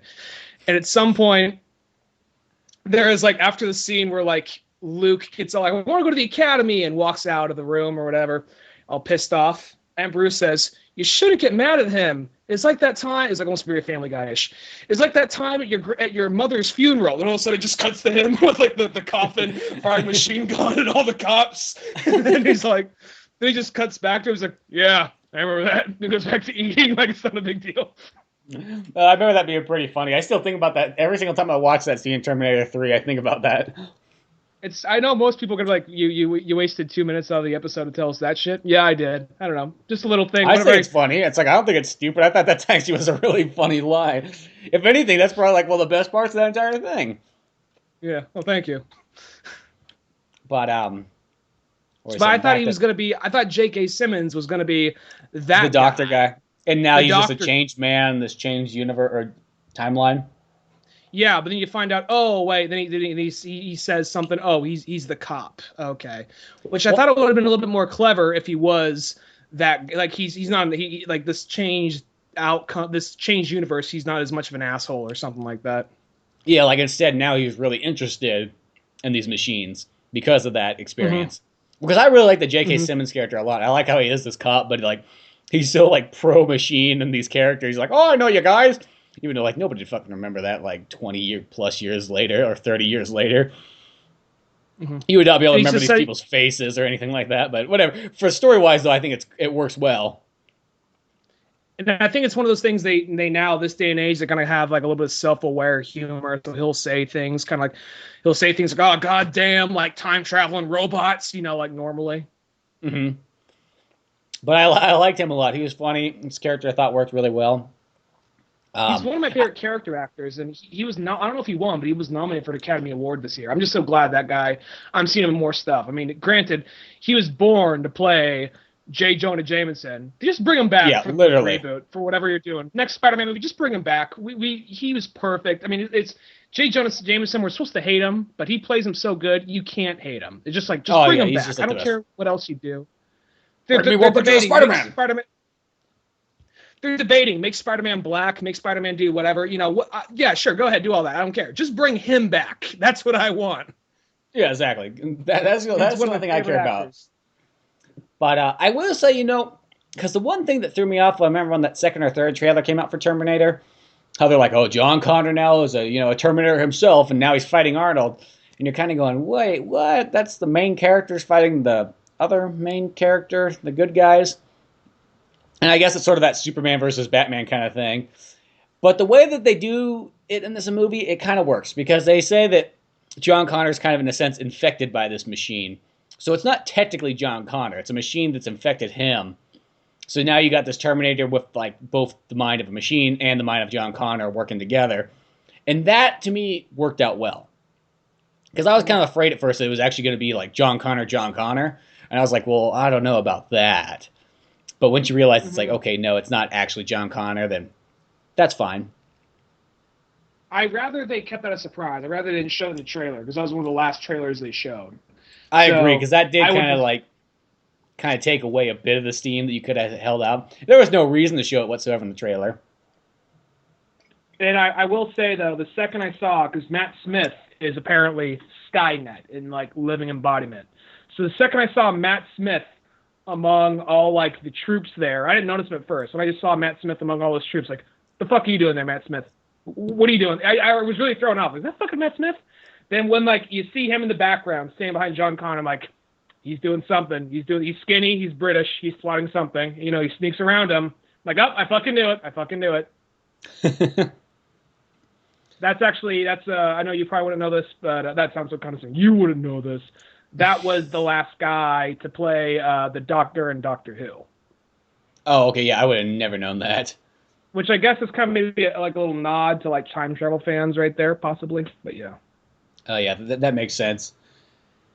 But no, overall, as far as the movie goes, I really did enjoy Terminator. If there was the only slight complaint is that it does kind of feel like they minus out 2, 3, and 4. And as a Terminator fan, that it bothers me a bit because with time travel movie, at least it has a more logical one. It's not like they're kind of like trying to erase this without having a right or reason or something behind it. But I don't know, maybe they'll bring that back more in Terminator, and the next Terminator they do. Even though, sadly enough, this is the only downfall of this Terminator movie. It's getting the exact same thing that happened to Last Action Hero back in 1993. They put all this money in The Last Action Hero, and it came out a week after Jurassic Park, and then not enough people went to see Last Action Hero. And that's kind of what's going on right now, is that the movie's only made, and it's been out for almost a week and a half, 2 weeks or so, it's only made about $50 million. Cost $150 million to make. And I think it's due to the fact that people are still seeing Jurassic Park like nobody's business. I think one thing about it is Terminator, it's one of those things where it's kind of like, even though I like all the Terminator movies. Some, like, I love 1 and 2. And I like 3 through this one. I mean, I like it. I'm not in love with it, but I like this one. I think this is definitely stronger than 3. I don't know where it sits with 4. I got to watch them both again. But I think Terminator, it just seems like the last, 3 installments have seen unbalanced, because we've had, actually, number 3 seemed like it took place in the same world as 1 and 2. It just was maybe a little bit more flashier, a little bit more shinier, because it was, just a bit. Because I think that number 3 did make money. I want to say Terminator 3 did make money. Well, because you think about it, like you kind of forget now, but 3 was a really big kind of comeback for Arnold. Because whether or not you like the movies, because I like the ones that are before this, but after True Lies, it was kind of like Arnold had just a bunch of in the eyes of the regular folks out there, like okay movies. Like, now I really liked them, but in general, they weren't making as much money as they previously had. So he was sort of in that kind of like, they almost like maybe you'd say has been or washed up, like that's probably what they would have called him in like a Rolling Stones magazine or something weird like that. Because, there was Eraser, which was good, but maybe not as good as True Lies. Mm-hmm. Then you had Batman and Robin, which I'm one of the few people out there that really likes that movie a lot. And then you had things like End of Days that kind of... I want to like it. I love End of Days, but that is... I notice whenever you do kind of a Christian-y, like, demonic movie, they never seem to do well. Just like poor old Constantine. They don't. They got a Vin Diesel one that's coming out, and I'm like, I hope you do good, Vin Diesel. I mean, if anybody could sell it right now, it's you, because everyone loves your Fast and Furious stuff. But yeah, he has like The Last Witch Hunter coming out, and that looks kind of like one of those demon hunting kind of movies, and it could be good. I hope it's rated R. They're usually PG-13. That's usually a major flaw of them. So not always, but a lot of times they are PG-13. Yeah, well, at least End of Days was rated R, and that was one of the first times that Arnold kind of had these like really like, it was another really dark movie, had some good dramatic elements in it too. But as I said, once again, it wasn't the most popular movie. I remember seeing it with a double feature of both that movie and Toy Story 2 on the same day, because those are the two movies I really wanted to see. And I don't know if they totally came out on the same day, because when you're a kid, sometimes you didn't see a movie day one. You kind of saw it whenever somebody would drop you off at the theater. Yeah, or it could just be like in between phase where it's like it's on its way out of the theater, like maybe a few weeks before it's on DVD or VHS. So here's like the dollar theater kind of thing. But and then like just continuing that list, days, though, then you had the Sixth Day as well too. Mm-hmm. Well, End of Days wasn't that one. I mean, it's been so long since I've seen it, but I want to say that one because you have your Christian movies, which are almost your like Christian mythology action movies, which are more of kind of like I mean, they always seem to work fine as series most of the time, like Supernatural. I mean, I've never seen the show, but I know it's popular. It's been going on for a while. But then you got like the movies. I mean, you got the ones that are kind of a little more stylized, a little bit more like they got weird little gadgets and that kind of like Buffy the Vampire Slayer, that kind of thing. They're like a group of demon hunters, and they kind of got some little they got chemistry between them. It's maybe a little funnier, a little more lighthearted, and they got weird little gadgets and gizmos that help them track down demons, little magic spirit kind of things. And then you got the ones that are very like hard-boiled and bleak, which is something more, I mean, which is more probably like End of Days. Because End of Days, he wasn't like a paranormal investigator. He was just like a cop chasing down the devil with a gun, right? Yeah, it was more like that. And now, something like the Vampire Slayer, I'm not talking about those ones. Because any of those ones that are vampire ones, I don't think they count in this. I know that's sort of part of the Christian mythology, but vampires mostly do good. It's the ones where they're the full-on kind of Christian mythology with like a lot of dark elements in them. So movies sort of like End of Days, Constantine, even movies like Dogma, because Dogma is one of those movies too where a lot of people, it had all the big actors in it, so people flocked to see it sort of, but then I remember it had a lot of like older people going like, what the fuck is this shit, Well, Dogma, even though Kevin Smith was one of my favorite filmmakers, and I love Dogma, Dogma really, I mean, keep in mind, here's almost kind of like a wish list I think I wish happened with Dogma. I wish that it was almost like written by Kevin Smith, written by him, produced by him, but I almost wish it was like directed by Robert Rodriguez or someone like that, because it almost seems like the type of story, it has an action film type of story, it just happens to be a comedy. Because there is multiple scenes. There are multiple scenes because it is a chase movie. They are trying to get to this church before a couple of angels get there and destroy the world. And there is some action scenes that happen between that. It just all the action scenes is usually just them just like shoving each other like around or like slapping someone around. Off-screen action and so on. Yeah, and I love that movie and I love Kevin Smith, but I kind of wish that was like almost like a kind of like a From Dusk Till Dawn thing, like written by Kevin Smith, directed by Robert Rodriguez or someone like Robert Rodriguez at the time, Yeah, no, that would have been like the perfect matchup right there. It's him and Robert Rodriguez. But just saying, those type of movies, I think for the average audience, are just they're hard sell. It's like there's a certain person that likes it, like we like these movies, but I think the average audience just doesn't care about them. So that's kind of how End of Days was. And then as we progress on, then there was The Sixth Day, which I like that one a lot, but that's not the most popular. That's once again not a very popular Arnold movie. And then you got Collateral Damage, which is another one I think is a pretty darn good movie too, but once again wasn't up to par as the T2 and Total Recall and True Lies and so on. So when T3 came out, it felt like they put a lot of press into it. They put a lot of money. I mean, there was like 3 or 4 Terminator games that came out around that time. They started selling action figures.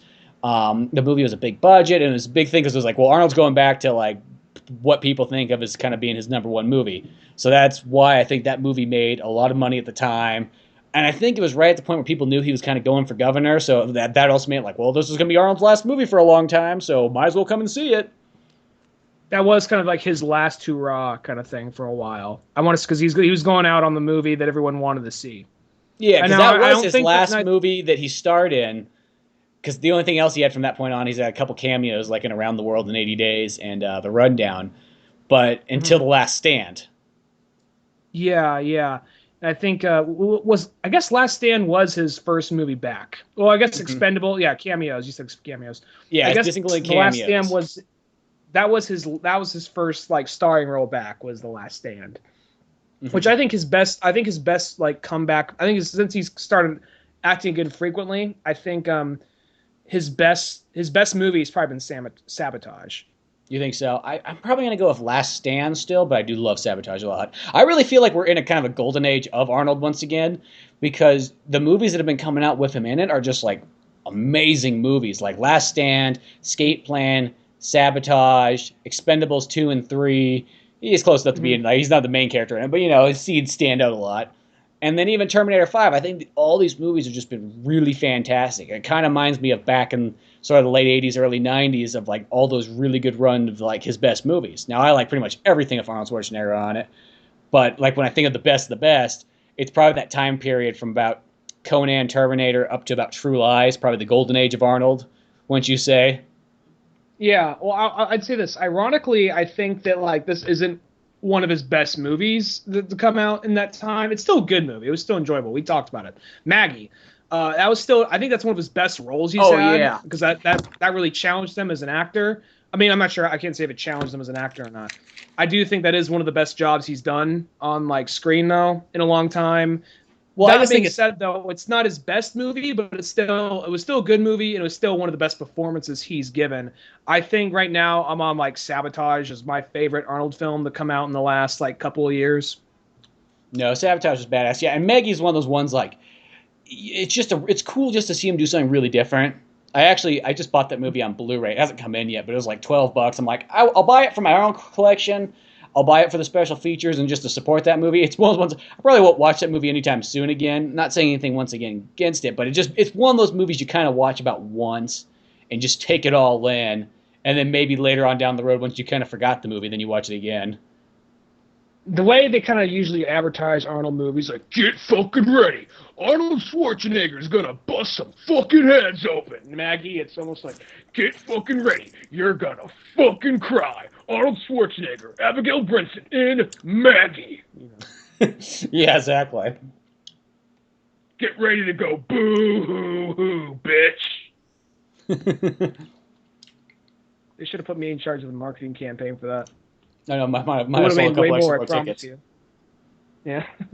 But T5, we should have let the guy from the old man. I'm sure we should have let the guy from the Old Man podcast. I don't know why they call it that, but the Old Man podcast. Who, that guy, Spencer Holmes? No, the other guy. The other guy, the tails of the group.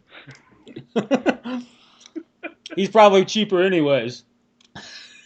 He takes a minute to catch up. He's literally tells me he has to catch up. Like, oh yeah, what are we fucking talking about? I forgot. But really, I will say that overall, T5 is still a pretty sweet movie.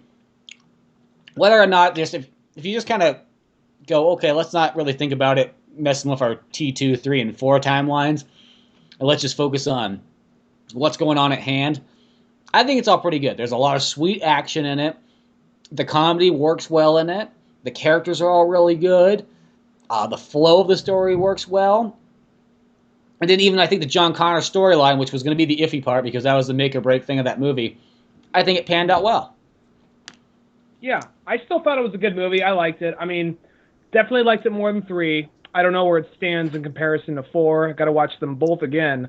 But I did enjoy it. I liked it. Like I said, it still feels a little bit more of, even though Arnold's in it, it still feels like kind of disconnected to the other ones, even though they are literally ripping scenes right out of it and plugging it in there. It's something about it. You know what I mean? It's sometimes if there's like a sequel that's come out way longer than you would expect, then sometimes it just has this thing. It's kind of like Sin City. I know Sin City has almost the same people involved, but I had trouble thinking of Sin City: A Dame to Kill For as a sequel or you know what I mean?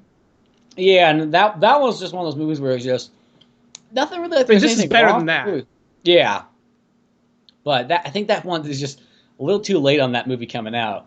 But Terminator 5 on the other hand, I just hope that they are able to make some more, because the sad part is Jurassic Park's just eating away everybody's wallets. Literally, companies are coming out and taking people's money out. Because I've literally seen Jurassic Park 4 like 2 times already. Yeah, I've seen it twice. I was going to go see Terminator 2. I was going to see Terminator 5 again. I'd like to see that one more time in theaters. I was actually going to go today, but strange enough, I went and saw a different movie because this is something I wanted to see, but it came out during the same time I want to say Terminator did, so I just didn't go and see it. But I saw Ted 2. Did you see that one yet? I wanted to. Was that any good? I kid you not, Ted 2 is full-on amazing. It's like a perfect movie. They really? fixed all the problems. Seth MacFarlane's a hit and miss with you, so that's why I'm kind of surprised to hear you say that. Well, I'll say this. It's A Million Ways to Die in the West. That movie's like full-on perfect too. That's a really good movie. But Ted 1 was a movie that like has a lot of funny stuff in it and a lot of stuff I like. But the movie also has stuff that makes me so angry and makes it hard to watch again, sort of, because the Mila Kunis character is such a horrible, horrible person. I love Mila Kunis as an actor, but her character is just an evil. It's like when they say the word cunt, they're talking about a lady like her. Just somebody who's just... And it just bothers me because it's like this guy grows up with this fucking bear, the only fucking bear in the entire world that talks, and it's his best buddy. Literally, they've lived their entire life together. And she comes in and she wants to separate that. And she doesn't want him hanging out with the bear because the bear is a bad influence. This person he's been hanging out with for like 35 years. And just that kind of thing was like, what the fuck is wrong with that kind of person? You don't go in there and break a bond like that. It's like, and just they being so selfish. And then the one part just bothers me so much in that movie, just makes me want to go up there and just punch her in the face over and over. And I like Mila Kunis as an actor, so I'd be crying the whole time doing it like, I don't want to do this, but it's the only way. It's the way that God intended. But the part where Ted gives him a fucking phone call. What, you got pizza on the way? Oh, okay. No. Well, Ted gives him a phone call. He gives Marky Mark a phone call, and he's like, yo, I got our #1 favorite movie star of all time here. Mr. Flash Gordon himself is at my fucking party. Come on by for like 10 minutes or whatever, and you got to meet him. And Marky Mark's at this fancy, rich, like, you know, place where he doesn't fit in. He's just an average Joe. He's like all of us. With Mila Kunis, like some work party or something like that. So he leaves to go meet Flash Gordon, his fucking hero, his Batman, his Arnold Schwarzenegger in life. And he's there hanging out with Flash Gordon, the fucking man himself, having a great time. And then she shows up just all pissy because he went to his bestest friend in the entire world to meet their #1 idol. And it's just like, that should be excusable like on every count. You know what I mean? Yeah. It's sort of that thing like, if somebody said, like, if we had a fucking talking bear in our house and he gave me and you a call up and he's like, yo, dude, fucking Arnold Schwarzenegger is at my house right now with Kevin Conroy and Clint Eastwood, and they're circle jerking right now, and they want you to come join. No matter what, that should be a free excuse to anybody. You hear Arnold in the background? Totally not gay. As long as we don't make eye contact. And Steve Bloom just got there too. Yeah, exactly. And he's dressed up like Spike from Cowboy Bebop to make it even better. So, like, just like that thing. Well, here, go into Ted 2. No Mila Kunis whatsoever. She's out of the picture. She's not even in the movie, not even a cameo. So now we got just... Nope, they just say she's gone, like, they broke up, whatever, fuck it. In Ted 2, you got just Marky Mark and the bear, and then, you know, Ted's trying to become a person, or to be legal as a person, and trying to get married and so on. He's going through all that stuff. And then they introduce this other girl in there who's pretty much their lawyer at first, but she shares all the kind of similar interests. She likes smoking weed. She likes having a good time. She's very acceptable, even though they make her kind of like, they give her the one like thing. At first I thought they were doing it because she was like a girl or something like that, or she was young. Because they talk about, what fucking movie was it? Like, she didn't understand a pop culture reference. They're like, what the fuck? But then they kind of do it like, oh, no. The reason why she doesn't understand any of this because she was just somebody who just studied the whole time and was in school and never really like went outside of the books. Like, she's just only book smart. So it makes sense. But that character is like the perfect character for Marky Mark. She never questions why him and the bear should be together for the rest of their life. It's all perfect. And it's funny throughout the entire way. Great cameos throughout the movie. It is all around a perfect movie. Okay, I'll have to check that one out. That's playing down the road for me. Yeah. Go see it while it's in theaters still. It's well worth it. I really enjoyed it. I went there. There was nobody in the cinema today. It was just, that was it. It was the whole place to ourselves. It was fantastic. Both, which I will say, Ted and Terminator 5 are just doing like, which never called its real name, Terminator Genisys. Terminator 5 is its real name. They may call it Genisys, but we all know. It's both those movies right there are like doing so bad right now because of both Inside Out and Jurassic World. So Inside Out, I don't really think. I mean, that one, the audience that goes to Inside Out is like a different audience than like. Generally, the audience that's going to Inside Out is not the same audience as Ted, nor is it the same audience as Terminator. I'm not going to say that doesn't affect it a little bit, because there might be like that dad who really wants to go see Ted, but then he gets dragged along the fucking Inside Out. But in general, those audiences are so off from the Inside Out one that I don't really consider that the competition. I think it's Jurassic Park's the one. Now, I think Ted did decently fine, Ted 2, because it's been out for a while, and it technically is about the only rated R movie you can go out and see. I will say this though. Well, I'm going to use this as just like kind of a little what's the word I'm looking for here? Example for the audience for Inside Out.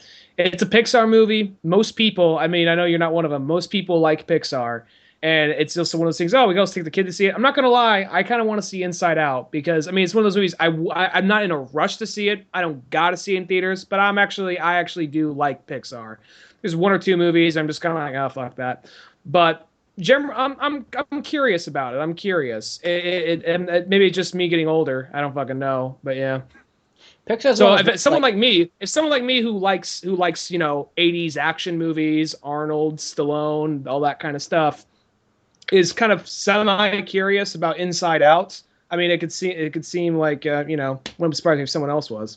Yeah, I'm not saying anything like it's like against it or anything like that. Because I'll say this: every Pixar movie I've ever watched, they always are good. But they just, I don't know, it's just something, I think is one, it's like, I don't know, full CG movies just don't really, like, do it for me. I need, like, if I want to see an animated movie, I want to see some fucking animation, not some CG bullshit there. But, hell, if I'm going to see CG stuff, I'd rather see a Terminator that's CG than, like, a fucking Inside Out something or another. But, I mean, sadly enough, the one thing I'll say about Terminator is I saw it on opening day. There was only about 10 people in the theater. I was opening day. I saw it today. It's today. What is it? Today's Wednesday. So middle of the day, and a half out or so. Or no, it's probably only about a week old by now. For being a Wednesday, all right. Here it was a trade-off. It was a major trade-off. The theater wasn't packed. It was halfway full. It was the middle of a Wednesday. But here's the thing: you think, okay, cool, it's making some money. It's halfway full. I wish it was empty because I had like every single worst possible like movie going stereotype walk in all at once. It was like a group of 14 kids all come running in with their cell phones out, just making noise, trying popcorn around. Then you had a bunch of citizens. They were so far down there I couldn't hear them, but yeah, they were there. Because most senior citizens are the loudest. And then then I had like what I had. Here's the really funny mix. I had like a group of like Asian kids that were like like 14, like so between the ages of 12 and 14, but they're all trying to be a hella thug. One of them literally said like, It's like, yo, get over here, nigga, check this shit out. You know, it was just like, they were like 12, 14-year-old kids. And at one point in time, one of them pulled their phone. Like, I could hear the phone. I could hear, you know, I was literally at the point one of them was sitting up on top of like one of the seats, rocking back and forth. There's a girl in the lower audience that he knew, so we got up and went to her. Like, people, that thing where they constantly get up, walking back and forth, when you're trying to watch the fucking movie. They walk in front of you several times, you know, and it's just like, motherfucker, you know.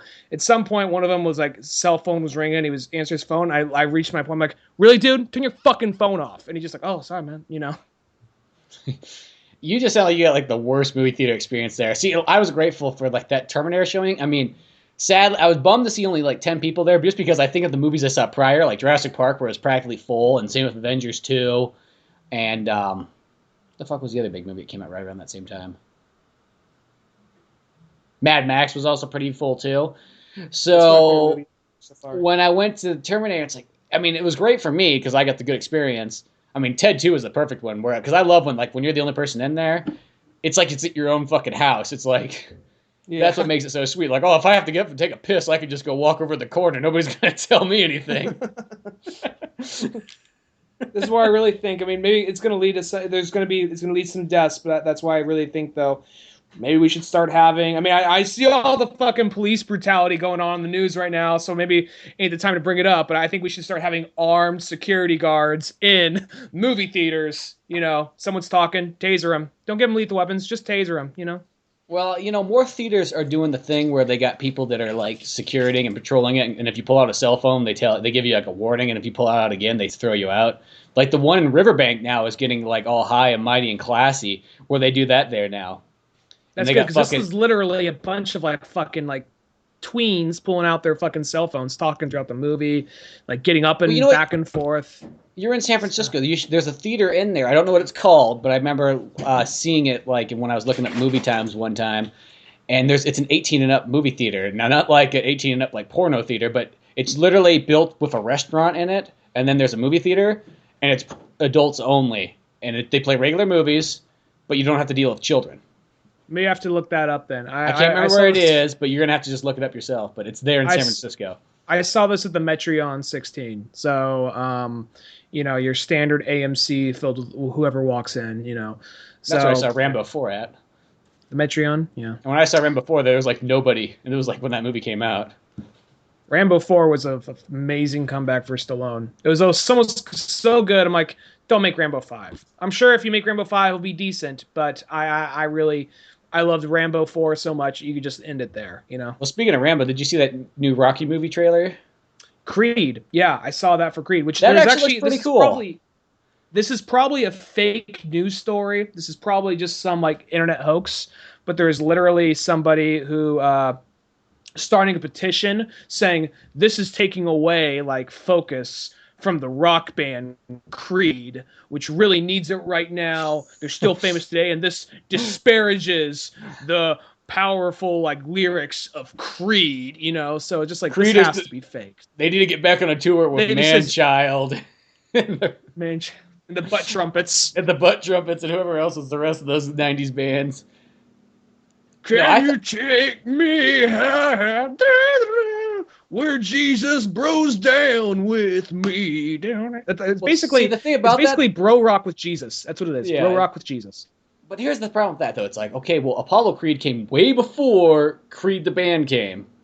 Yeah. So I don't see what's wrong with that. I think that's a great idea. It's just like, because in a sense, you know, another Rocky movie might be much, because the fact it's like, well, that's kind of what the last Rocky movie did, was he's old, he's fighting one more time, there you go. And then Grudge Match was pretty much like a Rocky movie without it being called Rocky. Mm-hmm. So you had that as well, too. Both great movies. So now to have it where it's almost like Rocky V once again. Now he's training, but who is he training? He's training Apollo Creed's son, so that's a big tie-in right there. And it's almost like his own movie, and then Stallone, it like happens to be, or Rocky comes in, but it doesn't have to be focused on Rocky. It's just like, he's kind of like the trainer now. So where once he was trained by Mickey, now Rocky's the one doing the training.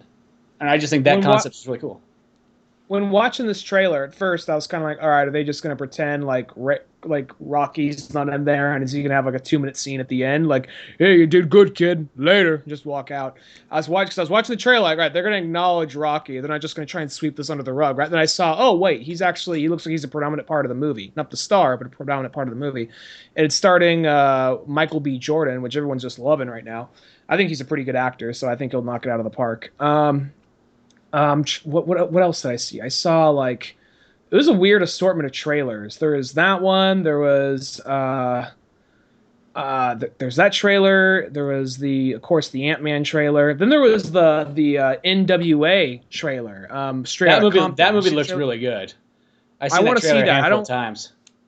I'm not gonna lie. I really don't know a whole lot about rap. I don't really know a whole lot about hip hop or NWA. But I mean, the movie itself looks pretty good. Yeah, well, I'm not going to say I'm definitely not an expert on that field either, but I'm a sucker for biopics. Biopics is one of my favorite genres of movies, so that one just looks sweet. And it's like, I like Ice Cube. It's like, well, I know Ice Cube. He's the guy in Three Kings. Just like the most whitest response. But yeah, it's like, as an actor, I think that good old David O. Russell picture? Yeah. George Clooney? Are we there yet? I do want to see. There's we got to work up a system. We just keep cutting each other up. I know today's just been bad. We just been so off. But that Are We There Yet movie is really dumb. But one time it was just on TV. My dad was watching it at some point, and they had one scene in it that I thought was kind of funny because it just reminded me of being a kid. There's a part where Ice Cube and his buddy, they run like this sports memorabilia and card shop. And they literally have these kids come in, and this reminded me so much when I was a kid, where you'd go into a sports shop. These kids are like, yo, you got any like Pokemon or Yu-Gi-Oh or any of this kind of stuff? And the guy's like, no, you get the fuck out of here, kids. Like, and then the kid's just kind of looking at him like, you're just old, you fucking loser. Why don't you get some stuff anyway? They didn't say fucking, but.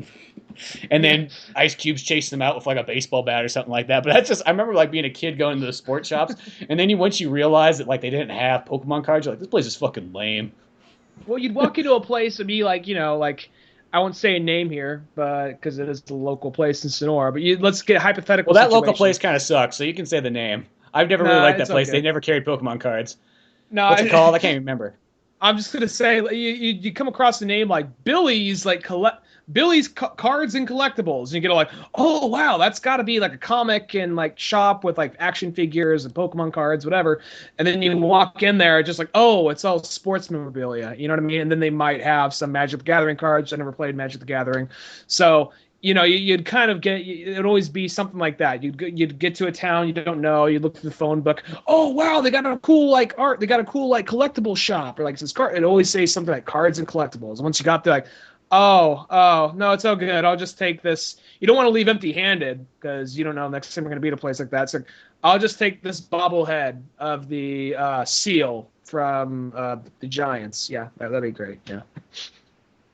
Yeah, no, those stores are always the ones that I always think that. I mean, and I think you get this completely different type of person who's like, I love collecting cards and memorabilia of sports, not action figures, not anime, not anything fucking weird, no Star Wars shit in here. And like they get so defensive over that, though they're really doing the exact same thing as somebody buying a pack of fucking Star Wars cards and a lightsaber replica and Pokemon cards and so on. There's nothing really different between that and the guy who's buying the sports baseball player bobbleheads and the trading cards and so on. But they want to make themselves feel like they're completely different. Chris D'Elia had an amazing like joke. He says, I can't get into sports. This comes back to our first conversation of the podcast, basically. But I can't get into sports. I try to. I just can't get into fucking sports. And you know what? I mean, you get these people that try to be all macho and all that shit, and they kind of beat down on nerds. But they're these guys that are like fucking painted at games, screaming for people they don't even fucking know. I just so want to go up there with like, fucking nerd! Point at them, that kind of shit. And he says like, and here's another thing. You're walking around with another man's name on your back. I don't know more of a prison bitch thing than that right there. He says like, here's a hypothetical situation. You're walking down the road. You're wearing a Wayne Gretzky jersey on your back. Say when Wayne Gretzky's come by, then he's like pantomiming skating. And all of a sudden he like looks he just gets like this total creepy rape face, and like and Gretzky's coming for you, he's like nodding, smiling, like coming by. Like, oh fuck, did I just get fucked by Wayne Gretzky? Oh wow. I mean, it's cool, but ow, fuck. No, it is. It's such a weird thing that people are like that, where it's just like it's really just the same thing, nothing different. In fact, it's actually technically lamer and makes you feel more like a loser, even though I know the world doesn't dictate it that way. But just on the contrast, that's how it almost seems. I feel like there's more. The guy's a friend of mine. I kind of got in a debate about this with a guy from work one time. He wasn't really totally shitting. You could see he didn't really care for comics that much, which is fine. You don't got to be into it. But we kind of got into like a debate, which I kind of won, because he couldn't go with a concrete answer. He's like, kind of see what you're saying, He was saying kind of. Well, once he partially agrees with you, you won. Yeah, well, it's kind of like.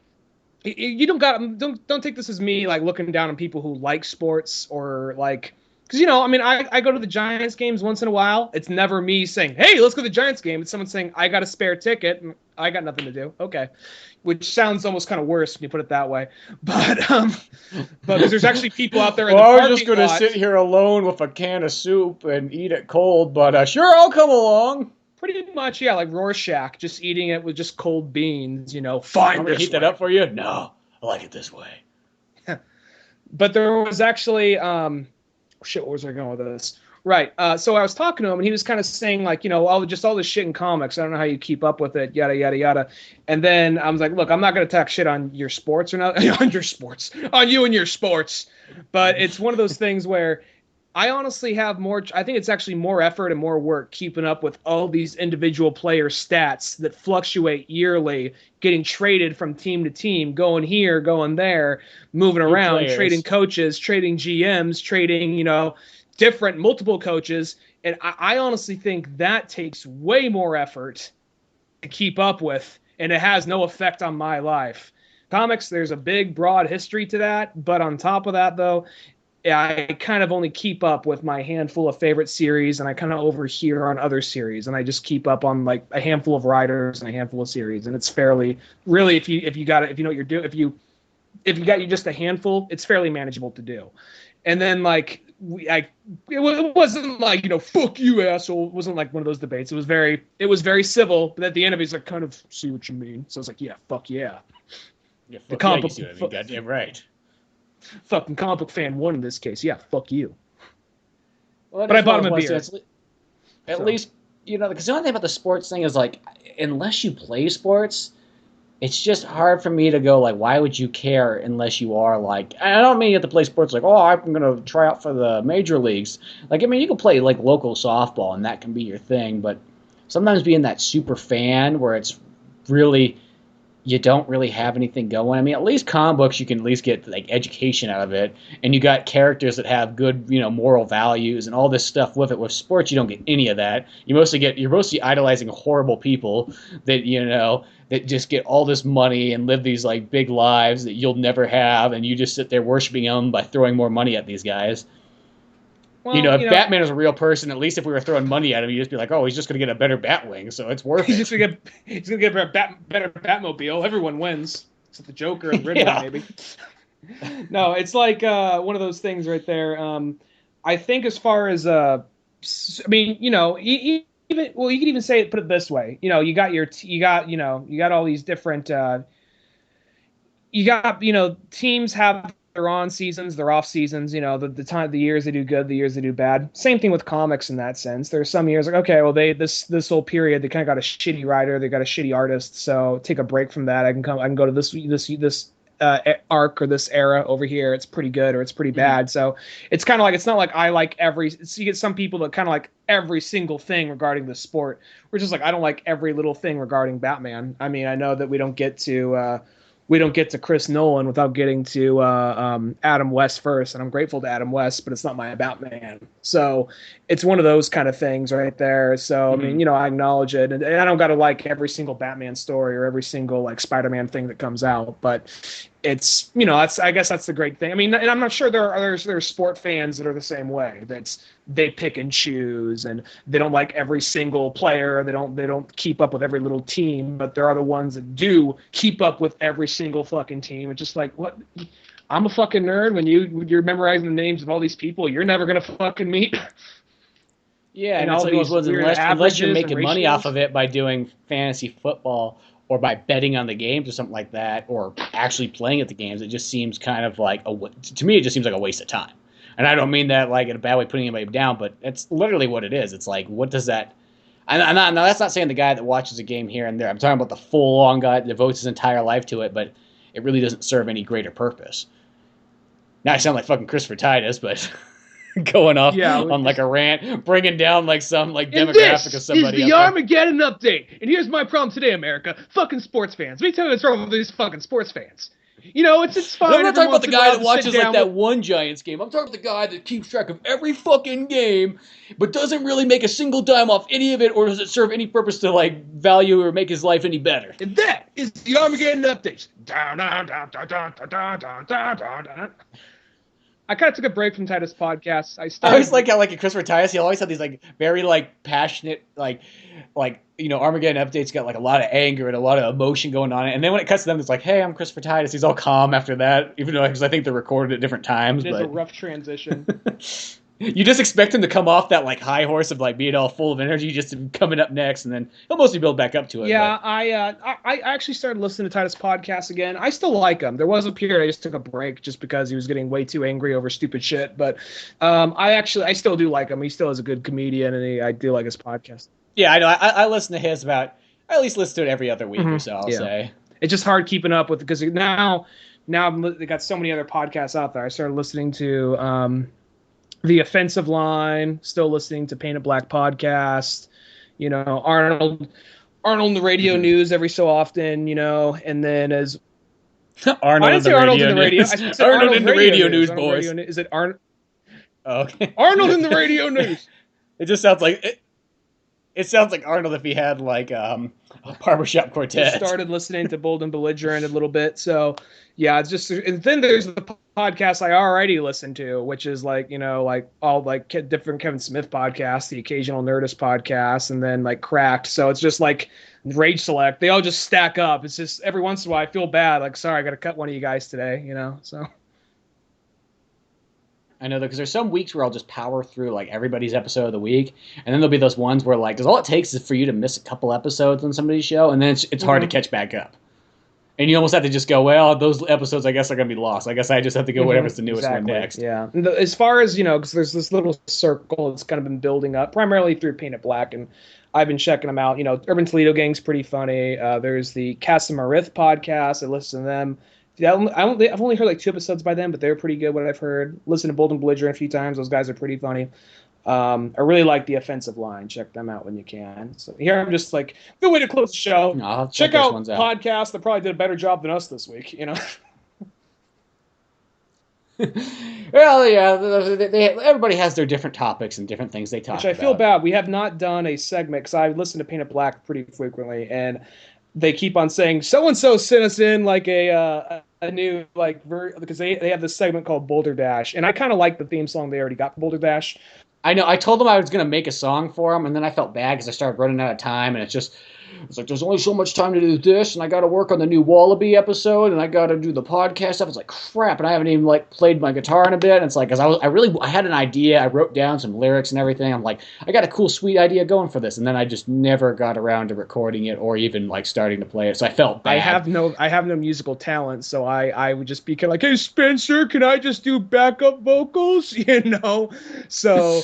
I don't know what I would do, but yeah, it's one of those things. Like I hear everybody else. Yeah, everybody is pitching in. Everybody's pitching in an episode. I'm just like, yeah, I would if I had musical talent. I'm just Captain Procrastinator, I guess. Yeah, well, so I don't know. There's sometimes one of those ones when you only have so much time in the day to get something done. It's like, you feel bad, but there's always that one thing. It's like, well, the number one thing that's going to come first is the animation, and then once I got some free time from the animation, then I'll work on that, and then next thing you know, it gets pushed back and so on. And I feel bad. I got no real excuses. I just been pushing everything back for Batman, but now I'm done with all the stuff I want to do with Batman. It's kind of back to real work regarding the comics and regarding the Wallaby episode. I consider Batman part of the podcast thing. It's funny how I'll do that. Like, I'll consider watching movies and stuff like that. Well, it's part of the podcast work, so it's not like I'm doing anything I shouldn't be doing. But to the Paint It Black crew, I will say, whatever, like the song you guys already have, I think they called it Retard Party on the show. That's just the nickname they gave. I personally like that song that they already have on there. I think that one just is like hilarious. Which makes me laugh every single time. I sing along with it because I think it's so funny. I want to say it's Brian from the show. I can't tell if it's Peter Bryan. It's Brian. I think it's Peter Bryan from the show doing like a Randy Newman impersonation, and then Lou just coming in going, yeah, doing like backup vocals. So I think that's already better than anything I got. Just like, keep it. I'm sure everybody else do a fantastic like theme, but that's one reason I have no like ambition to create a new song for him, because I already like listening to that one as is. There's always so many ones when I listen to people's podcasts, I go, we should make some little theme for our segments in the show. And then it's just like, well, you could just put that on the bucket list of shit that won't get done anytime soon because I don't have that time. If we say we should, it's probably not going to do it. Like, oh yeah, we're gonna, but like if you and me ever say, oh, you know what we should do, it's probably like, we'll get, fuck it. I don't know. I just learned. It's like kind of like when we first started doing animation, and they were like, the possibilities are endless, and we had all these ideas. And then we realized it's like, oh, but these take a long time to do. Well, let's just focus on the ones that we really want to do then. Yeah. And then it became just like, yep, there's just not that time. There's always that thing is like, there's the things you can get done, which is very few, and there's all the stuff you want to do, which is a huge list of stuff. But it just never science gets around to it because almost that time just does not permit Sometimes that procrastination or those like big like flamboyant ideas are almost in some ways like having I'm not just going to sound like the biggest excuse for being a procrastinator, but sometimes that almost kind of works out, having like these bigger bigger eyes and having how do I put this? Bigger eyes than your appetite kind of thing. Because originally we were going to do some other shit with Batman, for instance, with Drunk Batman. Like we were just like, we're going to bring Jason Todd in and he's going to die. We're going to bring this in. We're going to bring that in. But almost, I think, kind of worked out bringing Jason Todd in and then like procrastinating. Oh, we'll kill him off in the next episode. Because that's just going to like take another week of animation. And if we did take our time and actually did actually kill him off in that episode, he wouldn't be here now. He wouldn't be one of the best characters we got. Not the only example, and that was kind of a stretch. That was kind of a reach to get that. But you see what I'm saying, though, right? I see what you're saying there, is that sometimes when you think more on some things, it can be better. Like, yeah. Which is, true. And because maybe just took, because if we full on did it, because if we stop back for a second, like, you know what, maybe we shouldn't do it. Like, no, fuck, we already animated. It's going in. Fuck that, you know? Yeah, fuck that. That's time we're not getting back. Yeah, and we're not going to reanimate no fucking Disney animation where we can like cut stuff out and not even worry about it. We're not going to reanimate it. Fuck that. We're not going back. We're not rebooting this shit. Yeah. But no, well, that's probably a good place to leave off with. We got 2 grand movies to recommend: Terminator 5 and Ted. Both start with T. Both could use your money. Especially Terminator. Don't get me wrong, Jurassic Park's an amazing movie, probably my favorite movie of the year, but you should throw some money Terminator's way. And then while you're at it, if you haven't seen Ted yet, even though that one's been out for 3 weeks or so by now, go see that one too. But till then, go to oldmanorange.com to check out more of our animations, podcasts, videos, music, and so on. And until then, I'm Spencer Scott Holmes. I'm Ryan Dunigan. And we'll see you some other time. Later.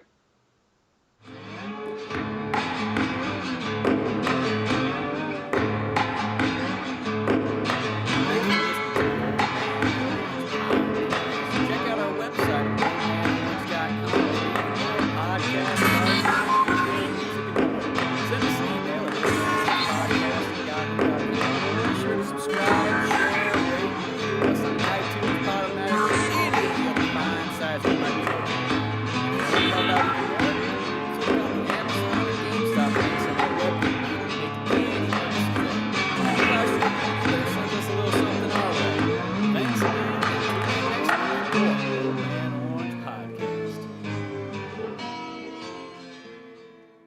Speaking of that, I had a sweet story we could have talked about on the podcast, but I didn't talk about it. They had apparently there's going to be a mech war between America and Japan.